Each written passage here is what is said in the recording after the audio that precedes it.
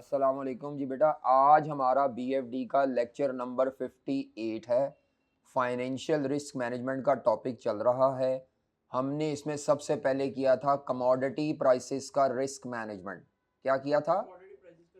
Commodity prices के risk management में हमने किया था फॉरवर्ड कमोडिटी का फ्यूचर, लेकिन कमोडिटी का ऑप्शन नहीं किया था। लेकिन उसका एक सवाल ये बच्चे ले आए थे कि हमसे नहीं हो रहा, तो मेरे पास पुराने रिकॉर्ड में वीडियो पड़ी होगी, वो अपलोड हो जाएगी। अगर ना हुई तो फिर डेडिकेटेड रिकॉर्डिंग कर दूंगा बैठ के, ठीक है। अब वैसे वो कमोडिटी ऑप्शन उसकी तरह ही है, लेकिन बेहतर है हम वो सवाल कर लें ताकि ये भी गिला उतर जाए कि सर ने कमोडिटी ऑप्शन से डंडी मार दी। ठीक है, क्या हुआ है? तो वो जो कमोडिटी ऑप्शन का सवाल है विंटर 19 का, ग्रीन इन्वेस्टमेंट लिमिटेड, उसकी रिकॉर्डिंग मेरे पास पड़ी होगी या उसका मेरा सोल्यूशन पड़ा होगा। दोनों में से which ever is earlier possible मैं आपको प्रोवाइड कर दूंगा। लेकिन मेरी ज़्यादा कोशिश ये है कि पुरानी को रिकॉर्डिंग पड़ी हो या मैं रिकॉर्डिंग दे दूं, ताकि आपका ये गिला शिकवा ना रहे कि कमोडिटी ऑप्शन सर ने नहीं कराया। वो मैं जानबूझ के नहीं छोड़ा, वो बस अनइंटेंशनली मुझे फील हुआ यार वो रह गया।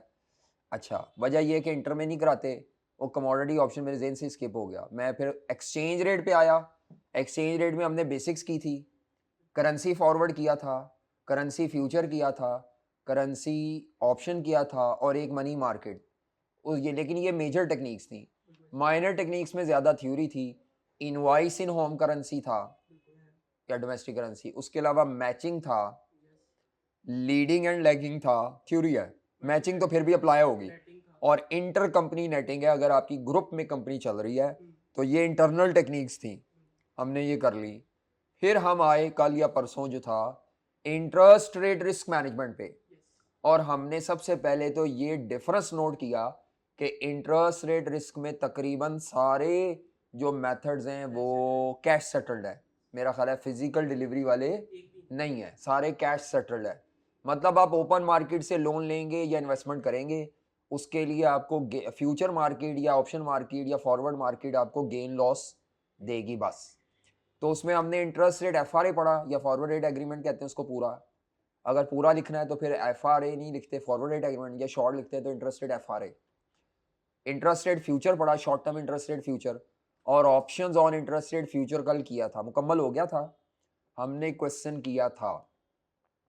अच्छा, उसके बाद नेक्स्ट आज हमने स्वैप्स करना है। बिल्कुल एक इंडिपेंडेंट टॉपिक है, करेंसी में भी आता है और इंटरेस्ट रेट में भी आता है। ज्यादा पॉपुलर इंटरेस्ट रेट में है, करेंसी स्वैप इतना ज्यादा पॉपुलर नहीं है, लेकिन आ सकता है। उसका ताल्लुक फॉरेन करेंसी के साथ है।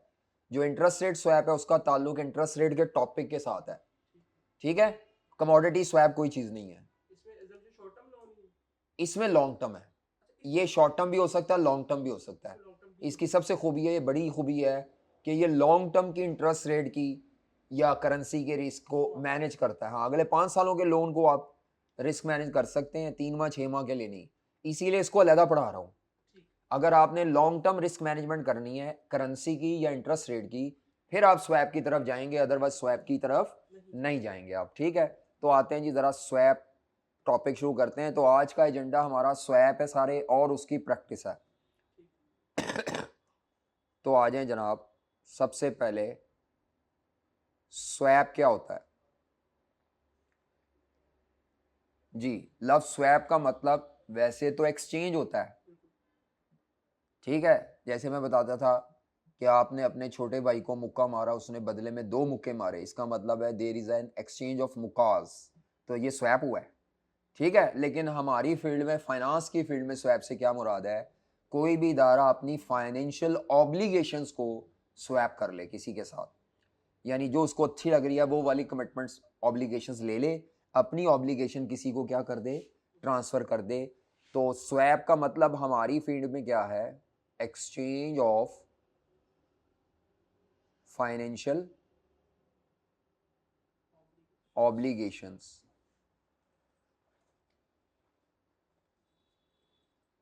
Of long term. ज़्यादातर long term financial obligation exchange होती हैं, लेकिन शॉर्ट टर्म भी हो सकती हैं, कोई कैद नहीं है।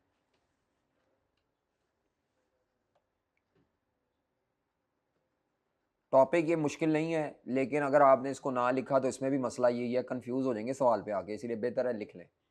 ऑल्दो ये तो अपलोड हो जाएगा।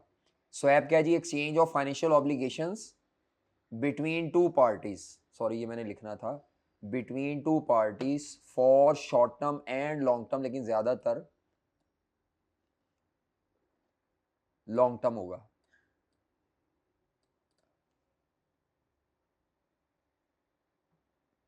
बिटवीन टू पार्टीज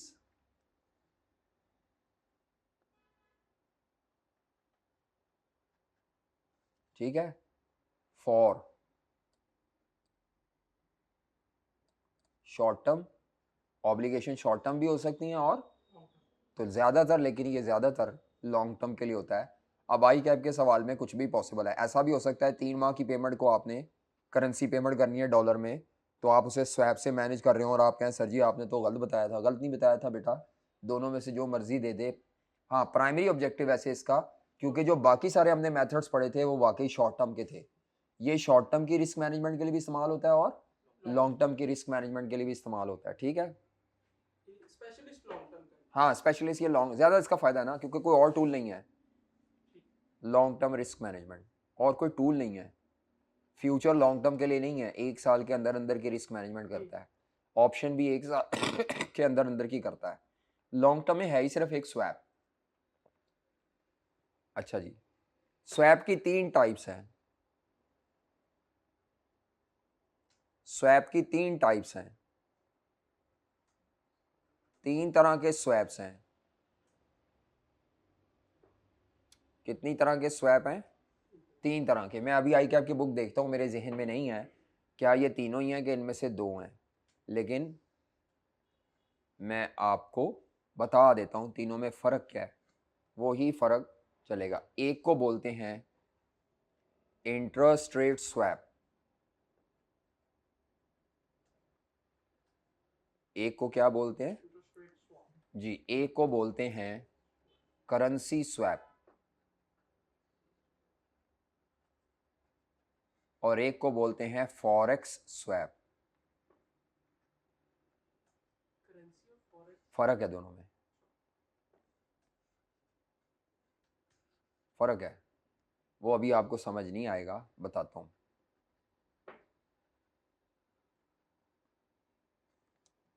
जी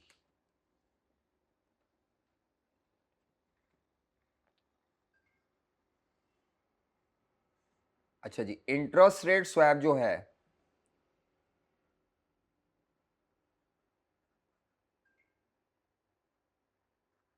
इसमें 2 पार्टीज आपस में प्रिंसिपल अमाउंट एक्सचेंज नहीं करेंगी। इंटरेस्ट रेट स्वैप में अगर किसी लोन की या डिपॉजिट के रिस्क मैनेजमेंट कर रहे हैं तो प्रिंसिपल अमाउंट एक्सचेंज नहीं होगी। स्वैप का मतलब एक्सचेंज होता है ना, तो एक्सचेंज ऑफ प्रिंसिपल अमाउंट नहीं होगी उसमें, समझ आ रही? फिर क्या होगा? इंटरेस्ट पेमेंट्स की जो ऑब्लिगेशन है वो एक दूसरे के साथ, तुम मेरा इंटरेस्ट दे दो मैं तुम्हारा, तुम मेरा इंटरेस्ट दे दो मैं, उसको बोलते हैं एक्सचेंज ऑफ इंटरेस्ट। और ये ज्यादातर आता है इंटरेस्ट रेट स्वैप, आई कैप में ज्यादा सवाल ही इसके किट में है। अच्छा, आता भी ये 3 से 5 नंबर का, बेचारे की हैसियत ही नहीं है, इतनी बड़ी हैसियत नहीं है इसकी, 3 से 5 नंबर से ज़्यादा की इसकी हैसियत है, बाकी थ्योरी शुरू डाल दो जो मर्जी का लो, इसकी खूबियाँ, इसके मेरिट्स डिमेरिट्स। तो इसकी आप ये ना समझिए कि इसमें 25 नंबर का खाली सवाल स्वैप पे आ जाएगा, ये तो एक दुम छल्ले के तौर पे आता है, बहुत छोटा सा पार्ट। मतलब आपका करेंसी में भी आएगा ना तो 2 से 3 या 5 नंबर के अंदर अंदर इसका ख़त्म, 4 लाइनों में सवाल हल हो जाता है ये। तो इंटरेस्ट रेट, लेकिन कॉन्सेप्ट समझने में टाइम लगता है। इंटरेस्ट रेट स्वैप में प्रिंसिपल अमाउंट तो एक्सचेंज नहीं होती, लेकिन हाँ जी। अच्छा, अब ये करेंसी कौन सी होती है बेटा? लोकल करेंसी का स्वैप भी हो सकता है या फॉरेन करेंसी का भी हो सकता है, लेकिन कोई एक करेंसी होगी। मतलब हमारा डॉलर के लोन के इंटरेस्ट पेमेंट है, दूसरी पार्टी की भी डॉलर के लोन के इंटरेस्ट पेमेंट से हम इंटरेस्ट पेमेंट स्वैप करते हैं, दोनों की करेंसी सेम होगी। इंटरेस्ट रेट स्वैप में दोनों की करेंसी सेम होगी, लोकल है या फॉरेन है। मतलब सारा सवाल पीकेआर में है तो दोनों पार्टीज की सेम करेंसी होगी। पार्टीज दो ही होंगी इसमें, दो छोड़ दो, तीन, जितनी भी पार्टी करेंसी क्या होगी सेम, यानी लोन की प्रिंसिपल अमाउंट एक्सचेंज नहीं होनी, लेकिन इंटरेस्ट कैलकुलेट करने के लिए तो यूज होनी है अमाउंट ऑफ इंटरेस्ट, तो वो अमाउंट सेम होगी। इधर क्या है, करेंसी स्वैप में प्रिंसिपल भी एक्सचेंज होता है, इंटरेस्ट ऑब्लिगेशंस भी एक्सचेंज होती हैं, एक्सचेंज ऑफ इंटरेस्ट पेमेंट्स कर लो उसको, रेट की जगह इंटरेस्ट पेमेंट्स, सॉरी अमाउंट यानी। और यहाँ करेंसी भी डिफरेंट होती है मोस्टली, एक लोकल होती है और एक फॉरेन। करेंसी स्वैप में हमारी डॉलर की का लोन है, उनका पाउंड का लोन है, हम उसे कहते हैं भाई तुम हमारे डॉलर वाले लोन की इंटरेस्ट पेमेंट करते जाओ, हम तुम्हारे पीकेआर के लोन की करते जाते हैं, लेकिन कॉमन अमाउंट तय कर लेते हैं कुछ इस तरह का। तो ये डिफरेंट करेंसीज होंगी, एक पार्टी की डॉलर होगी, दूसरी पार्टी की पाउंड होगी, ठीक है।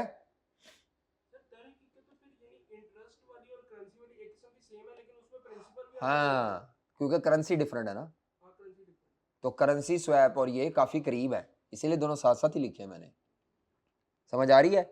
मिसाल के तौर पर एक कंपनी है जिसका 50 मिलियन का यूएस डॉलर का लोन है, वो कहता है उसका कितना डॉलर का लोन है, दूसरी कंपनी का 40 मिलियन का, पहला डॉलर बोला मैंने, दूसरा वो कहता है 50 मिलियन का, दूसरा वो कहता है 40 मिलियन का पाउंड का लोन है।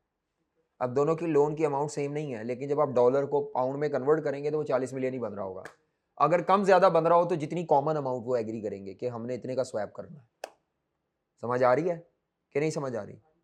ये ट्रेडेड नहीं है, सब कुछ ओवर द काउंटर हो रहा है, याद रखना है।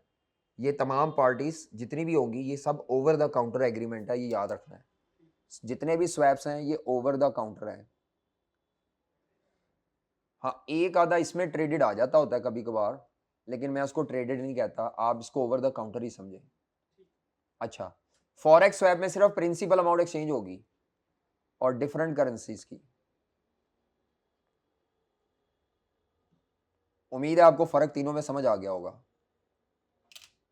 सर इसमें दोनों के मसाले हैं, ये करेंसी वाले में इसमें दोनों के वो अलग, उसमें इंटरेस्ट है, उसमें अलग एक्सचेंज रेट, हाँ, इसमें मिला के दोनों को, उसको भी मिलाए फॉरेक्स और इंटरेस्ट को भी मिलाए कुछ हद तक, करेंसी वाले, लेकिन पर्पस डिफरेंट है। हाँ पर्पस डिफरेंट है, उसका सोनली पर्पस है कि मेरी कोई पेमेंट है या इंटरेस्ट की पेमेंट्स यार वो कर ले, या मेरा फॉरेक्स वाले में उसका मकसद मैं बताता हूँ। उसका मकसद ये होता है कि आप किसी मुल्क में इन्वेस्टमेंट करने जा रहे हैं, आपको डॉलर चाहिए, आप डॉलर मार्केट से ख़रीदते नहीं हैं फॉर इन्वेस्टमेंट, आप किसी पार्टी को ढूंढ के पीकेआर को डॉलर से एक्सचेंज कर लेते हैं टेम्परेरीली, और उसे कहते हैं मैं तुम्हें 3 साल बाद इतने ही डॉलर वापस दे दूंगा या इससे थोड़े ज़्यादा दे दूंगा, अभी तुम मेरे से अमानतन मुझे डॉलर दे दो और बाद में मुझसे ये डॉलर वापस ले लेना।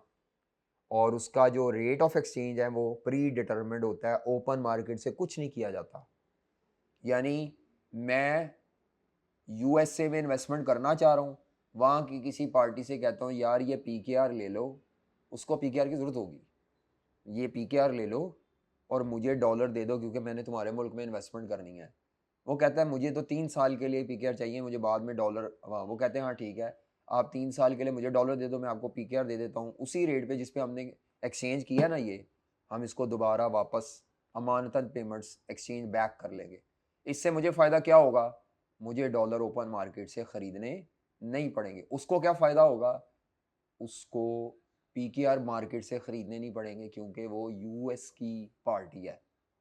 दोनों कंपनीज ने ओपन मार्केट से फॉरेन करेंसी लेना अवॉइड कर लिया, लेकिन इसके लिए दोनों पार्टीज का मिलना, दोनों को सेम एक दूसरे के ऑपोजिट करेंसी की नीड होना बड़ी इफ एंड बट्स है। सर इसमें और हुंडी में क्या फर्क है? हुंडी में फर्क तो सिर्फ है कि फंड्स ट्रांसफर होने हैं, हुंडी तो इलीगल है, ये काम लीगल है। नहीं वो तो ठीक है, लीगैलिटी का तो हुंडी में कोई बिजनेस एक्टिविटी नहीं होती बेटा। मसलन ऐसा नहीं होता कि आपके अजीज सऊदी अरब गए हुए हैं, वो वहां से सऊदी रियाल दे के पाक रुपी में कन्वर्ट कराएं वहां पे, ऐसा नहीं होता। उन्होंने मेरी जगह किसी को सऊदी अरब में पेमेंट कर दी, सऊदी रियाल में मैंने हाँ, किस यहाँ करेंसी कोई यूज किसी को नहीं करनी, आपके पैसे मैं यूज करूंगा, मेरे आप करेंगे। समझ आ रही है? की हम एक दूसरे को पैसे ट्रांसफर कर रहे हैं यूज के लिए, और वादा कर रहे हैं कि 3 साल बाद के में बाद आपस आपस में ही करेंगे। जितनी रकम मैंने तुम्हें आज अब तुमसे ली है उतनी तुम्हें वो वापस हाँ, तुम करूंगा। मुझे दोगे मेरी। दोनों अपनी अपनी लोकल करेंसी उसको दे देते हैं जिसके लिए वो फॉरेन करेंसी है। यानी वो कागज की वो प्रिंट वाले कागज बदलवा रहे हैं और बाद में कह रहे हैं इतने ही कागज दोबारा बदलवा भी देंगे। हाँ, जिससे ओपन मार्केट से करेंसी की डीलिंग नहीं होती। ना उसके ऊपर आपको ट्रांजैक्शनल कॉस्ट पड़ती है, ना हम्म। आपको कोई बाय और सेल का वो डिफरेंस पड़ता है, हाँ, वो सब अवॉइड हो जाता यानी मैं यूएसए में जाना चाह रहा हूँ, मुझे यूएसए में इन्वेस्टमेंट करने के लिए $25 मिलियन चाहिए। है। या तो मैं $25 मिलियन ओपन मार्केट से बाय करके इन्वेस्टमेंट कर लूँ, जो कि एक आम तरीका है। हम्म। ठीक है। दूसरा तरीका क्या है, मैं कोई ऐसी पार्टी ढूंढूं जो मुझे $25 मिलियन दे दे और मुझसे पीकेआर ले ले, उसके इक्विवेलेंट और वो पैसे हाँ इक्वलेंट, और पीकेआर की उसको जरूरत हो, उसने पाकिस्तान में कोई काम करना हो। ठीक है।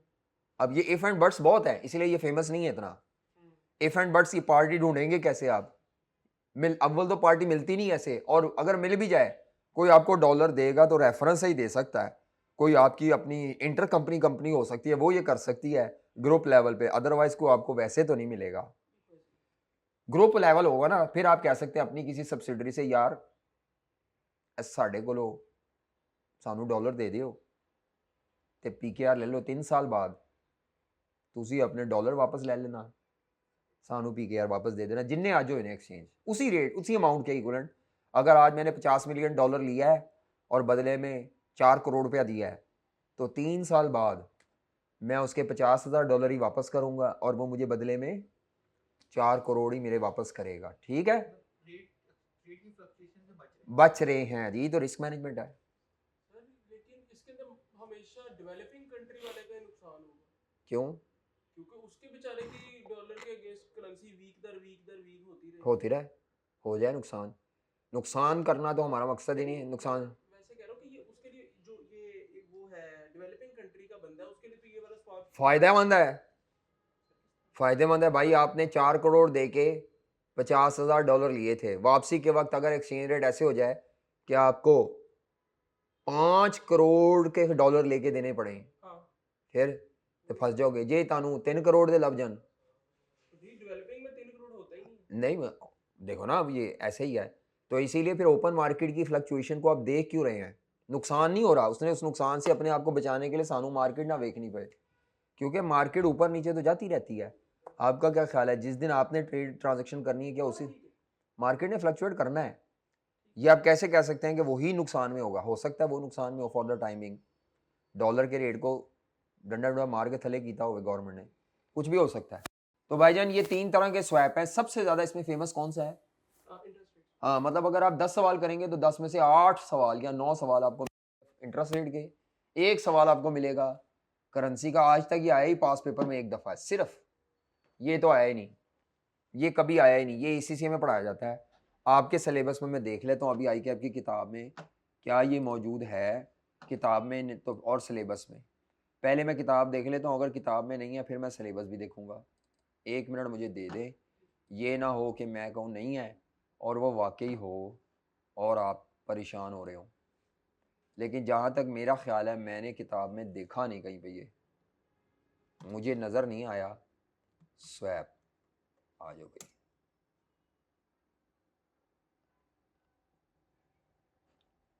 उड़ा तो नहीं दिता आई कैप ने, है ना? साडा अज दा लैक्चर ओए स्वैप, अच्छा जी, करेंसी स्वैप है, करेंसी स्वैप है, करेंसी ये दिया हुआ है ना चैप्टर 17 में फॉरेक्स के टॉपिक में। अच्छा जी, ये फॉरेन एक्सचेंज के टॉपिक में वही चल रहा है, करेंसी स्वैप ही चल रहा है। हाँ बस वही मुक गया, है तो ना होने वाली गल है। अच्छा, करेंसी स्वैप के नीचे ही दिया हुआ है एफएक्स स्वैप। हाँ इंटरेस्ट रेट तो फिर है ही है। बस ठीक है, ये भी दिया हुआ है, फॉरेक्स स्वैप भी है। लेकिन थ्योरी है, न्यूमेरिकल कोई नहीं दिया हुआ, नहीं हाँ नहीं दिया हुआ, बस कहानी है, जो कहानी मैंने सुना दी।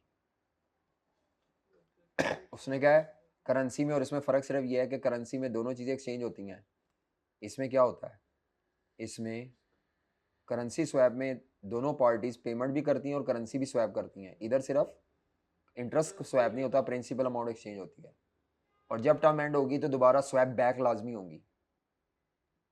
ये फ़र्क बता दिया ना उसने, मैंने जो फ़र्क यहाँ पे लिखा है उसने वो फ़र्क फिक्रों में लिखा है। और वो कह रहा है ड्यूरिंग द स्वैप कुछ कैश फ्लो नहीं होगा, नहीं होगा, या शुरू में होना है या आखिर में। हाँ वही ना, अमानतन मैंने आपको डॉलर दे दिए और मतलब आपसे डॉलर ले लिया, आपको पीकेआर दे दिए, बाद में कहा 3 साल बाद वापस करेंगे, बिल्कुल एनी अमाउंट दरमियान जी कुछ नहीं करना, तो उसी अपने इस्तेमाल करो पैसे, ऐसे डॉलर इस्तेमाल करी जाने, हम डॉलर इस्तेमाल करके क्या करेंगे, वहाँ इन्वेस्टमेंट करके कमाएंगे, जो मर्जी कमाना है ये वो, तो वो कमाई में से पे कर देंगे हम डॉलर, क्या समझे, वो पाकिस्तान में कमाएगा, वो कमाई में से पीकेआर दे देगा, खुदा की गया कुछ भी नहीं, ओपन मार्केट से नहीं लिया उसने, ठीक है, बात समझ आ गई।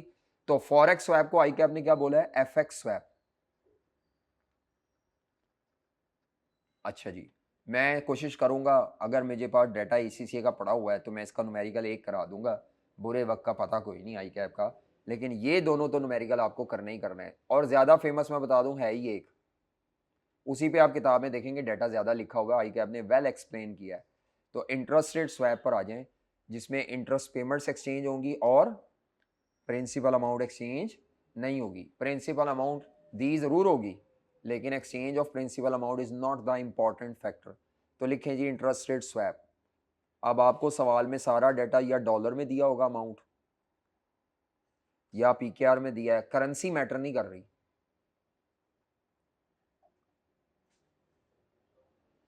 Interest rate swap.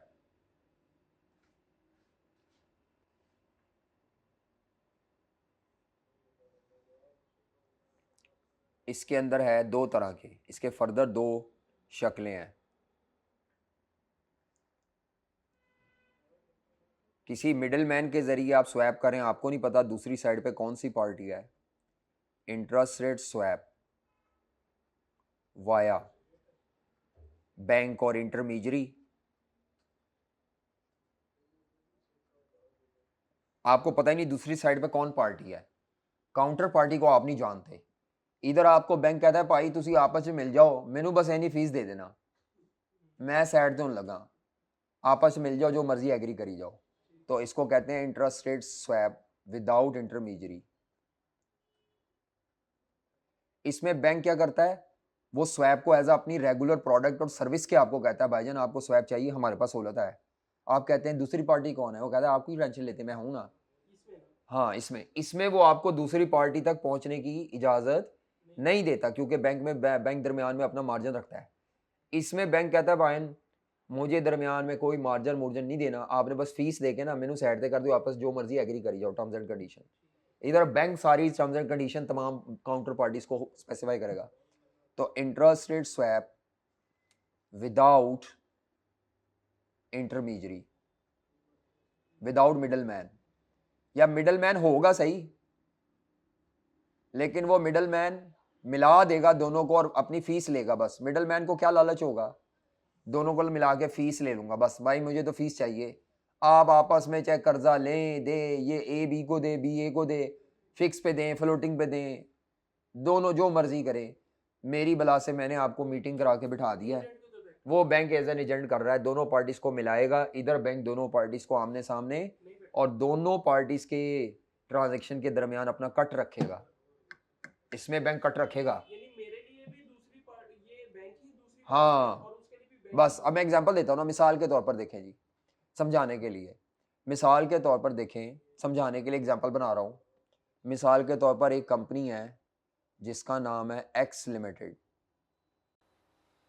और एक कंपनी है जिसका नाम है वाई लिमिटेड,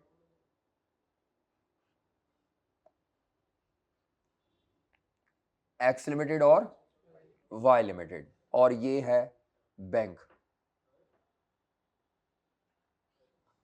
ठीक है, मिडिल मैन, मैंने जरा उसको दरमियान में नहीं रखा, थोड़ा ऊपर रख दिया है, मिडिल मैन को खिचड़ी नहीं तो पक जानी थी नहीं तो इसके दरमियान भी रख सकता हूँ, कोई नहीं इसने एक लोन लिया हुआ है ऑलरेडी इसका एक लोन है, नया भी हो सकता है, एक एग्जिस्टिंग लोन है, मैं मिसाल के तौर पर एग्जिस्टिंग लोन बता रहा हूं। इसका एक लोन है जिसके ऊपर इसको फिक्स्ड इंटरेस्ट रेट देना पड़ रहा है, 5 साल का लोन है, फिक्स्ड इंटरेस्ट रेट देना पड़ रहा है 10% पर एनम। लोन कितने का है? 5 लाख रुपए का। कितने का है? लोन का टेन्योर कितना है? 5 साल। लोन का टेन्योर कितना है? 5 साल। ठीक है। इसी तरह एक वाई लिमिटेड है जिसका भी अपना एक लोन है। अभी मैं जरा अमाउंट सेम एज्यूम कर रहा हूं, ये डिफरेंट भी हो सकती है। अमाउंट इंपॉर्टेंट नहीं है क्योंकि अमाउंट एक्सचेंज नहीं होनी यहाँ पे, रेट्स की एक्सचेंज। अच्छा, फर्क भी ले सकता हूँ अमाउंट। उसकी अमाउंट है 5 लाख, बल्कि अमाउंट लिखो ही ना, दफा मारो, अमाउंट अभी लिखो ही ना, एवं आप अमाउंट से कंफ्यूज हो जाएंगे, अमाउंट के चक्कर में पड़ जाएंगे। अमाउंट की ज़रूरत इतनी नहीं होती, हमने सवाल को परसेंटेजेस में करना है, अमाउंट मांगे तो करना होता है। तो 4 बातें लिखी मैंने, 4 लिखी 3 लिखी? सर आपने एग्जिस्टिंग लोन बताया है या हाँ जी, नए एक्स लिमिटेड का एक एग्जिस्टिंग लोन है, 3 बातें बताई हैं ना। फिक्स्ड एग्जिस्टिंग लोन है, लोन का ड्यूरेशन कितने साल है? 5 ईयर्स का है, और इसको एनुअल इंटरेस्ट कितना देना पड़ रहा है? 10% पर एनम। जो इस तरह का रेट होता है इसको क्या बोला जाता है? Fixed interest rate. अच्छा जी, इसी तरह इसका भी एक लोन है। सर एक फ्लोट पे भी होगा ना? हो सकता है, लेकिन एक पार्टी का तो कोई एक ही होगा। ये पार्टी है जिसका एक एग्जिस्टिंग लोन है, उसके लोन का ड्यूरेशन भी मैं चलो उसका मैं कर देता हूँ 8 साल का लोन है, और इसका जो इंटरेस्ट रेट है वो है काइबोर प्लस 2%। ये मस्ट है कि एक का फिक्स होगा और एक का फ्लोटिंग, दोनों का फिक्स नहीं होगा इसमें। हाँ वो तो फिर सालों एक के साल लिए का फिक्स होगा, दूसरा का फ्लोटिंग है। इसको कहते हैं फिक्स्ड फॉर फ्लोटिंग या फ्लोटिंग टू फिक्स स्वैप। अगर फिक्स को फिक्स से स्वैप करना है वो भी यहाँ पे होता है। ये ज़रा ज़्यादा फ्लेक्सिबल है, इसमें बहुत ज़्यादा वैरायटी हैं, और टेक्निकल भी यही है। ऐ 3 लाने से सवाल हो जाना है। आई कैप की किट में यही दिए हुए ज़्यादा सवाल, बच्चे खुश होते थे, ओए इतना आसान। अच्छा, पता लग रहा है? एग्जिस्टिंग लोन है, अभी तक तो कुछ भी नहीं हुआ, कोई मसला नहीं। ये क्या कर रहा है?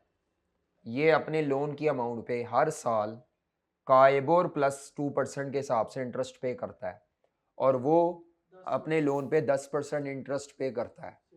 ठीक है, मसला इनको अभी तक कोई नहीं है। अब ये चाह रहे हैं अगले 5 सालों की एक्सपेक्टेशन करना, ये 3 सालों की, कोई भी टाइम मैं बता सकता हूँ। ये अगले 3 सालों की एक्सपेक्टेशन कर रहे हैं। इसकी एक्सपेक्टेशन ये है, गेस है हर बंदे का, फोरकास्टिंग है कि मार्केट में जो काइबोर रेट है वो गिरेगा, और मुझे तो ये टेंशन बन जाना है 10%।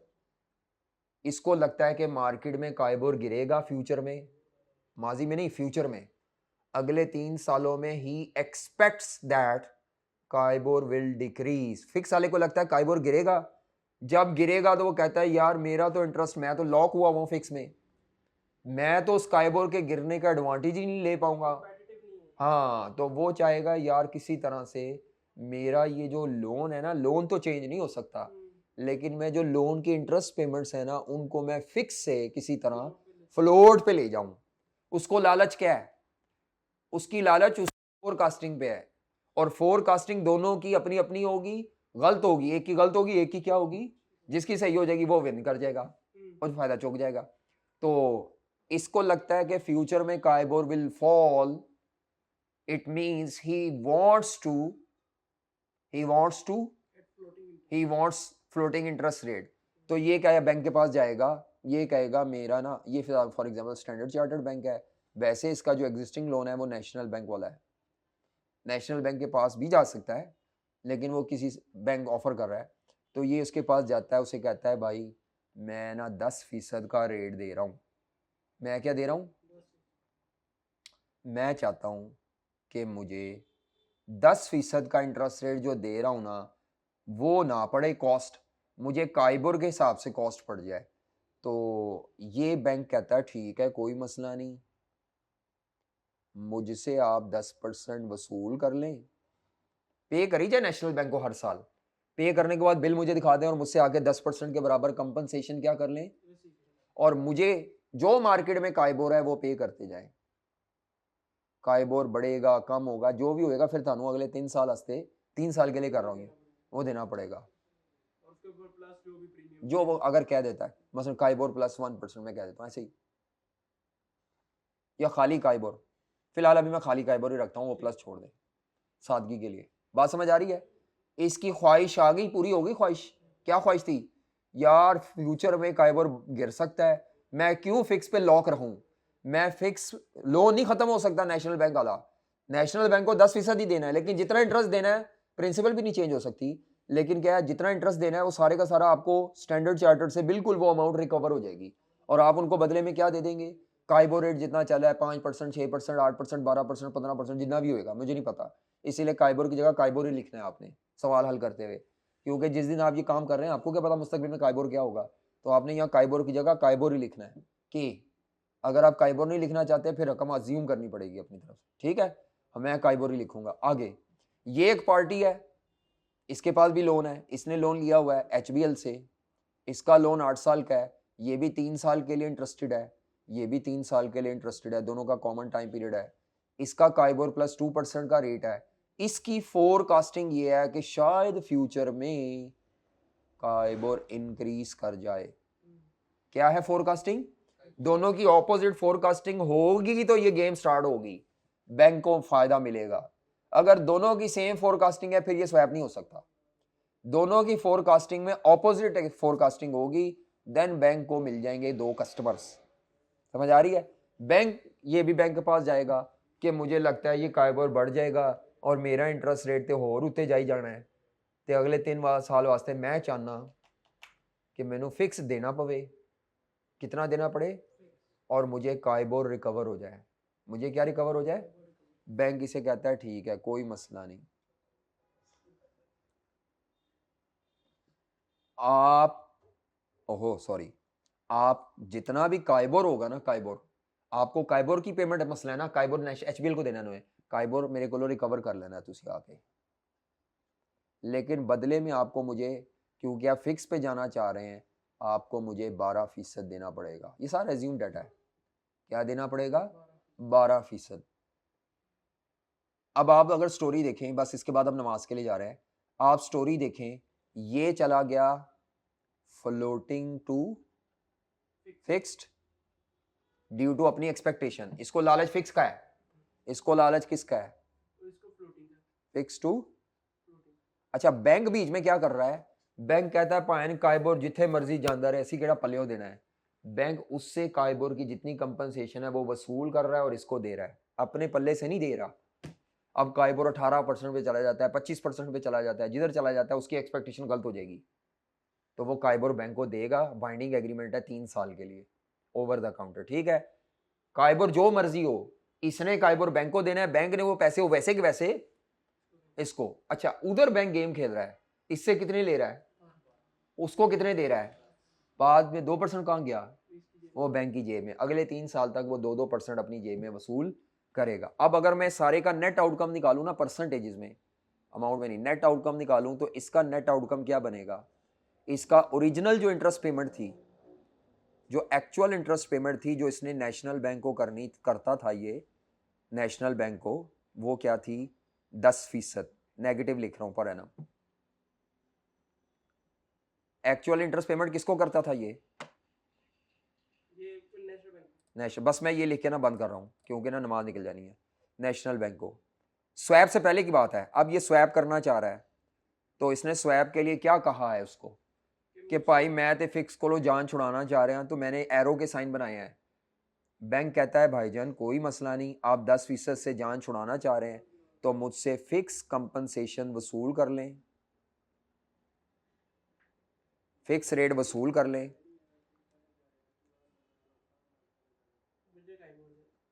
Receive fixed rate. ये परसेंटेज जरूरी नहीं 10 हो, कुछ भी हो सकती है, वो बैंक बताएगा। और मुझे पे क्या कर दें आप, जो भी काइबोर होगा के। अब इस सारे का जो नेट जवाब आएगा, इसकी पॉकेट पे हर साल क्या इफेक्टिव कॉस्ट पड़ रही होगी। मैं तो इसको ज़रा, लोग परेशान हो जाते हैं, मैं इसको ऐसे लिखता हूँ, -10 जमा 10 माइनस के, और माइनस को हम ब्रैकेट में शो करेंगे। ये अब आपको जमा तफरी करना आ जाएगा ना, ये कैंसिल हो जाएंगे, पीछे क्या बचेगा माइनस का के। या तो यहाँ माइनस का के लिख दें पेमेंट, या माइनस की पेमेंट को हम क्या शो करेंगे ब्रैकेट में। ब्रैकेट माइनस की जगह रिप्लेस कर रहा हूँ मैं।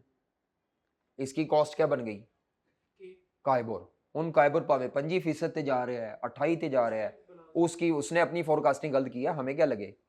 ठीक है, नमाज के लिए जा रहे हैं, आके फिर दूसरी पार्टी का भी ऐसे ही निकाल लेंगे। ठीक है, क्या ये डायग्राम जिसको समझ आ गई है ना। अच्छा, आपको इनमें से किसी एक पार्टी का सवाल आना है 3 नंबर का, या वो इस पार्टी का दे देगा सवाल। अगर अच्छा सवाल देना होगा तो शायद दोनों का दे दे, लेकिन दोनों को मिलाएगा नहीं बैंक आपस में। अगर दोनों को मिला देगा तो उनको पता चल जाएगा कि मेरे को 12% ले रहा है, तो 10% दे रहे हैं, ए विचों अपना कट रख रहे हैं। पता उनको होता है, लेकिन उनको ये नहीं पता होता कौन सी पार्टी है। ठीक है, चलो बस नमाज पढ़ने जाएं, आके बात करते हैं, नमाज के लिए जा रहे हैं। आज मैं फुल मूड में हूँ कि जल्दी जाऊं। अच्छा, दूसरी साइड वाला कैसे सॉल्व करेंगे, जो फ्लोटिंग से फिक्स पे जाना चाह रहा है, यानी वाई लिमिटेड किससे जाना चाह रही है, फ्लोटिंग से फिक्स की तरफ।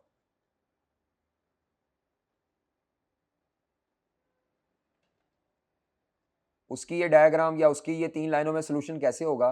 मैंने सोल्यूशन परसेंटेज में किया है को बचा, और ये परसेंटेजेस पर एनम है, ये सारी परसेंटेजेस क्या हैं।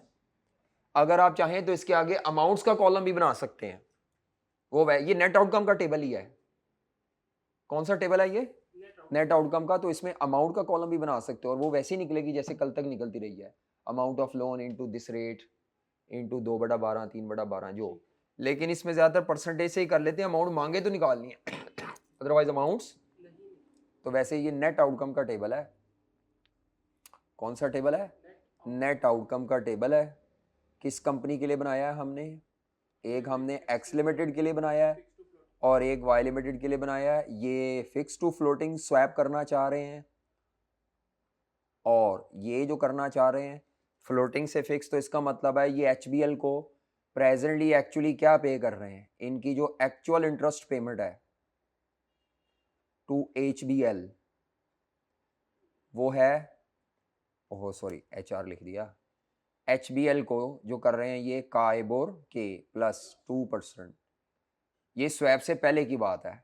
जब ये बैंक के पास जाते हैं कि भाई मैं स्वैप कराना चाहता हूँ अपने फ्लोटिंग से जान छुड़ा के 3 साल के लिए, 3 साल बाद वो दोबारा इस पे आ सकते हैं, या दोबारा फ्लोटिंग को एक्सटेंड भी करा सकते हैं। उनकी एक्सपेक्टेशन, कुछ लोग 2 साल के लिए करते हैं, कहते हैं फिर दोबारा बैठेंगे, बार बार असेस करेंगे। कई लोग ये करते हैं कभी फिक्स से फ्लोटिंग 2 साल के लिए, फिर फ्लोटिंग से फिक्स, ये घूमते फिरते रहते हैं, ये चलता रहता है। अच्छा, अब स्वैप में यहाँ पे क्या होगा, यहाँ पे रिसीव क्या होगा, हाँ जी रिसीव क्या होगा, काइबोर रिसीव होगा। बैंक जरूरी नहीं होता कि वो स्वैप की सहूलत दें सारे बैंक। लोन असल में जब आपने लोन लिया होता है तो आपकी क्रेडिट वर्दीनेस को देख के बैंक ने लोन दिया होता है। तो बैंक नॉर्मली जब आप दोबारा जाते हैं रीनिगोशिएट करने, तो वो दोबारा आपकी क्रेडिट वर्दीनेस असेस करता है, सारा लंबा प्रोसीजर होता है। इसका प्रोसीजर इतना कॉम्प्लिकेटेड नहीं है, और बैंक को इसमें मार्जिन भी नज़र आ रहा है। तो यहाँ तो बैंक सट्टेबाजी कर रहा है ना, वो तो आपको बड़े आराम से एक्सेप्ट कर लेगा। उसने कौन सा कुछ देना है, एक हाथ लेना है, एक हाथ काइबोर लिया, दूसरे हाथ दे दिया, इथो 12% लेके 10। अब मुझे बताओ बैंक आपकी क्रेडिट असेस करेगा, को स्कोरिंग करेगा, को डॉक्यूमेंट्स मांगेगा। हाँ, बस थोड़ा सा वो करेगा ताकि आप अकाउंट खुलवाएगा आपसे, और अकाउंट में थोड़ी सिक्योरिटी रखवा लेगा कि तुझे नासी ना जाओ बाज। और दूसरा वो आपसे कहेगा पहले इस अकाउंट में पैसे भेजेंगे तो मैं आपको कंपनसेट करूंगा। हाँ, देने पहले आपने। तो इसीलिए चलो हम तो आगे पीछे लिख सकते हैं। तो रिसीव काइबोर फ्रॉम बैंक और पे फिक्स रेट टू बैंक। ठीक है, फ्रॉम और टू से मैं डिफरेंशिएट कर रहा हूं। ऐसे एरो भी बनाए थे ना, काइबोर वसूल कर लिया और फिक्स रेट पे कर दिया। कितने % था वो रेट, 12% पेमेंट है तो नेगेटिव लेनी है। ये सारे रेट्स पर एनम है, अगर वो कहे सवाल 6 माह के लिए करें, किसके लिए करें, 6 माह।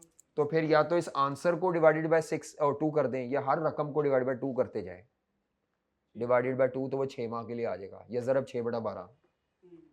मैं वैसे आंसर को ही करता होता हूँ, लेकिन कई दफ़ा वो कर सकता है। मैं आपको ये सारी बातें बता रहा हूँ, ACC के उसमें आई हुई हैं कि रेट एनुअल है, लेकिन वो कहता है नहीं, टेबल नेट आउटकम का 6 माह के लिए बना के दो, तो फिर ये काइबोर प्लस 2% के आगे डिवाइडेड बाय 2 लिखा होगा है। समझ आ रही है? अब बताना ज़रा प्लस माइनस करके इफेक्टिव कॉस्ट क्या बन रही है इसकी, वो कैसे बन रही है। ये जो हाँ के से के कट गया, अब ये भी पेमेंट माइनस का है, ये माइनस का साइन है, माइनस प्लस माइनस होता है, 2% माइनस 12% माइनस, तो 14% माइनस। ये वाला जो प्लस है ना, जब ये इस माइनस के साथ खेलेगा तो बेचारा प्लस अपनी आइडेंटिटी लूज कर जाएगा। समझ आ रही है? इनडायरेक्टली अगर मैंने ये ऐसे लिखा हुआ है तो खोल के लिखने के लिए ये ऐसे है, ठीक है, ये ऐसे है। काइबर भी पे हो रहा है, 2% भी पे हो रहा है, दोनों पेमेंट्स है ना, दोनों आउटफ्लो हैं। वो कई बच्चे ये परेशान हो जाते हैं कि प्लस का मतलब है ये रिसीव हो रहा है, जब ये प्लस ब्रैकेट में आ गया ना, इसका मतलब है ये दोनों पेमेंट्स करनी है। वो कई बार इसको 10 भी कर सकते हैं ना कि वो हाँ जमा 2 को -12 जी, बिल्कुल ऐसे हो सकता है। अच्छा, अब क्या होगा, मैं तो इसकी परसेंटेज ब्रैकेट खोल के देखता हूँ, कई दफ़ा बच्चे परेशान हो जाते हैं। तो 14% आ गई इसकी कॉस्ट, और इसकी क्या आ गई, इसकी आगे के काइबोर, ठीक है। अच्छा, अब ये जो फिक्स रेट मैंने लिखा है ना, और इधर भी फिक्स रेट पेमेंट के लिए, इसके प्रॉपर नाम है, इसके प्रॉपर क्या है। ये जो फिक्स वाला फ्लोटिंग पे देता है, ये 10%, ये जो लो रेट है इसको बिड रेट कहते हैं। छोटा रेट जो ये दे रहा है ना एक्स लिमिटेड बैंक को, उसको क्या बोलते हैं, low rate is known as bid rate, और बड़ा रेट जो है उसको कहते हैं आस्क रेट। बैंक जो मांग रहा है, बिड और आस्क रेट क्वेश्चन में ये गिवन होंगे। छोटे वाले रेट को कहते हैं बिड रेट। अगर आपको कहीं सोल्यूशन में यहाँ बिड रेट लिखा हुआ नजर आ जाए आई कैप के, तो परेशान नहीं होना। छोटे रेट को कहते हैं, छोटा मतलब 10%, और बड़ा रेट जो होगा, बड़ा ही था ना, ये 12% माई बैंक मांग रहा है, दियो मैनू, और ये बैंक को दे रहा है, ओ बैंक को दे रहा है, बैंक उसको दे रहा है 10%। बिड मीन्स ऑफर, बैंक जो ऑफर करेगा वो लो रेट करेगा। Bid rate means low rate जो ऑफर्ड बाय द बैंक, और ask rate means high rate demanded by the bank. तो ये बिड और आस्क रेट दिए होंगे, बच्चे कंफ्यूज हो जाते हैं, इस तरह लिखा होता है 10% से 12। अब बच्चे कहते हैं सर जी किड़ा लेना है, 10 लें कि 12 लें। तो जो कंपनी फिक्स से फ्लोटिंग पे जाना चाह रही है उसके लिए ये लो रेट रेलेवेंट है। जो कंपनी फ्लोटिंग से फिक्स पे जाना चाह रही है, तभी तो मैंने ऊपर टेबल के लिख दिया है, या तो डायग्राम बना लो। अब डायग्राम बनाने में तो बहुत टाइम लगेगा वहां पे, तो आपने तो ये 3 लाइनों का जवाब याद करना है बस। की कहते हो मुड़े हो, समझ आ रही है कि नहीं समझ आ रही, जी सर आ जा आज आ रही है। अच्छा चलो, आओ जरा सवाल करिए। बिड और आस्क रेट मैंने बता दिए हैं ताकि आपको ये मसला दरपेश ना हो। मैं किट पे आ रहा हूँ पहले, किट के सवाल, जरा किट में सवाल ज़्यादा हैं इसके, पास पेपर में नहीं आए हुए इतने, किट में ACCA वाले सवाल मिल रहे हैं, और आप नहीं करने। तो इंटरेस्ट रेट का टॉपिक शुरू जहाँ से हो रहा है उसमें ये स्वैप है, करो भाई। 20.2 मैं एक्सेल पे करूँगा, सारा सवाल यही है बस। सारे सवाल में डॉलर डाटा है, ठीक है, ये टेंशन नहीं लेनी कि PKR में डाटा क्यों है डॉलर में, ये या सारा सवाल एक ही करेंसी में होगा।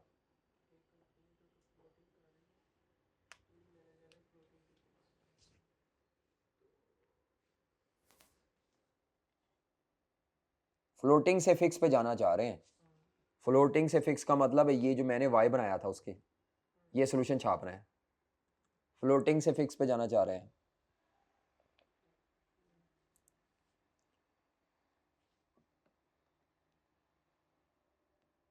सिर्फ रेट्स में पूछा, अमाउंट नहीं पूछी, तो आपने परसेंटेज में सोल्यूशन कर देना है। 3 लाइनों का सोल्यूशन है, मैं एक्सेल पे करूंगा।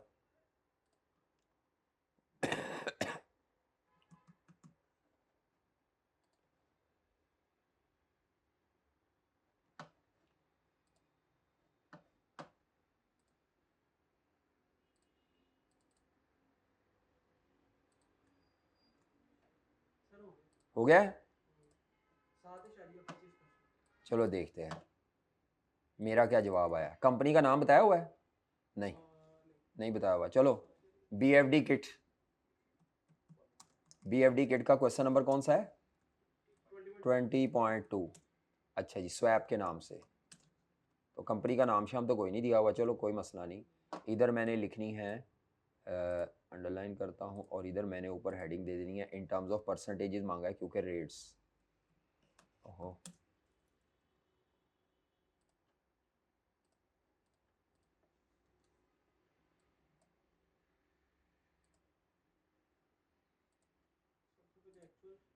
अच्छा जी, इन्होंने बैंक से लोन लिया हुआ है, कहाँ से? तो एक्चुअल इंटरेस्ट पेमेंट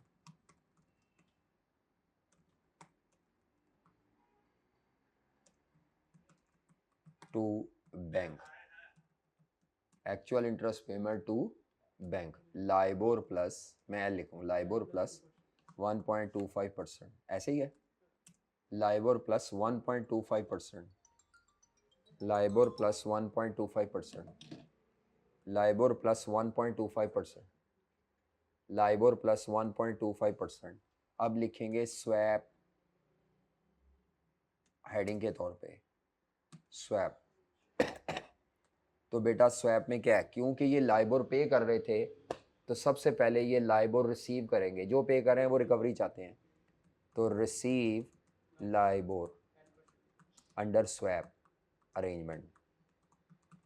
हाँ जी, ये लाइबोर रिसीव करेंगे, जिससे लाइबोर लाइबोर से क्या हो जाएगा, कट होके 1.25% रह जाएगा, और इन्हें जो पे करना पड़ेगा, हाँ जी, आपने फिक्स नहीं लिखना, इनको जो पे करना पड़ेगा, अब वो पे करना पड़ेगा क्या, बिड रेट पे करना पड़ेगा या आस्क रेट?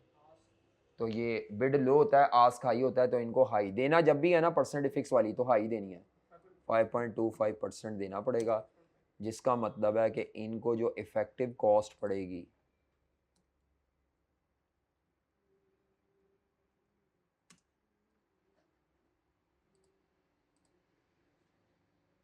अच्छा चलो ठीक है, माइनस में ऐसे ही लिख देते हैं, मजबूरी है। 5 पॉइंट क्या था? 5.25। तो इसका मतलब है इन्हें जो इफेक्टिव कॉस्ट पड़ेगी, effective annual interest cost after swap, तो मेरे हिसाब से 1.25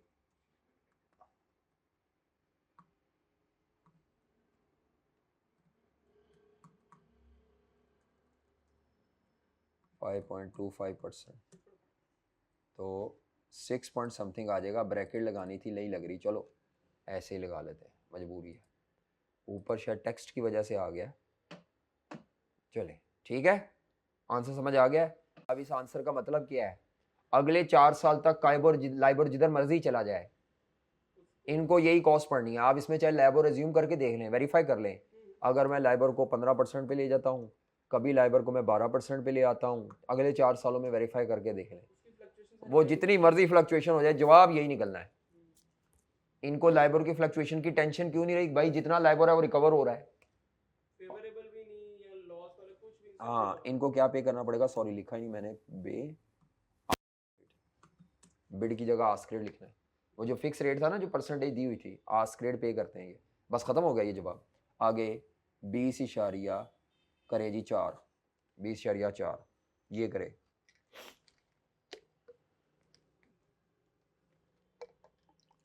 20.4,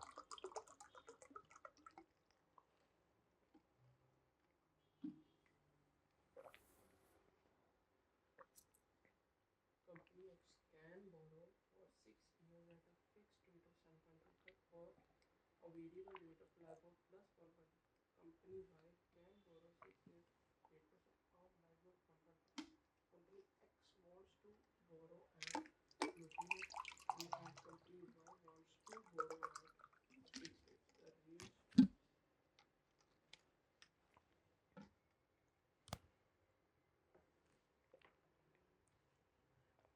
ये सवाल जरा ध्यान से पढ़ना है,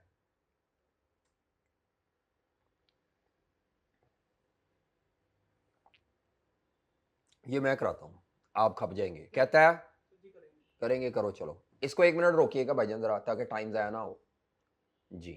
सबसे पहले रिक्वायरमेंट पर आए।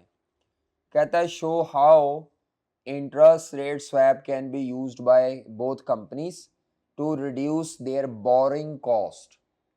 टू रिड्यूस देयर स्वैप की वजह से दोनों कंपनीज अपनी इंटरेस्ट कॉस्ट सेव करेंगी, ये उसका एडवांटेज है।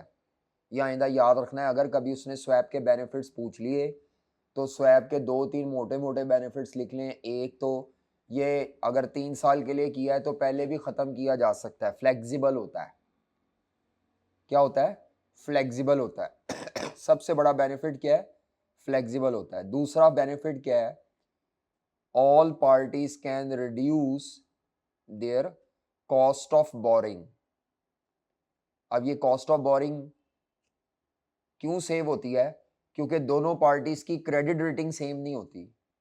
उनकी क्रेडिट रेटिंग में डिफरेंशियल की वजह से और अदर फैक्टर्स कुछ इकोनॉमी के होते हैं या बैंक टू बैंक भी वेरी करता है, इसीलिए ये कॉस्ट रिड्यूस कर सकते हैं।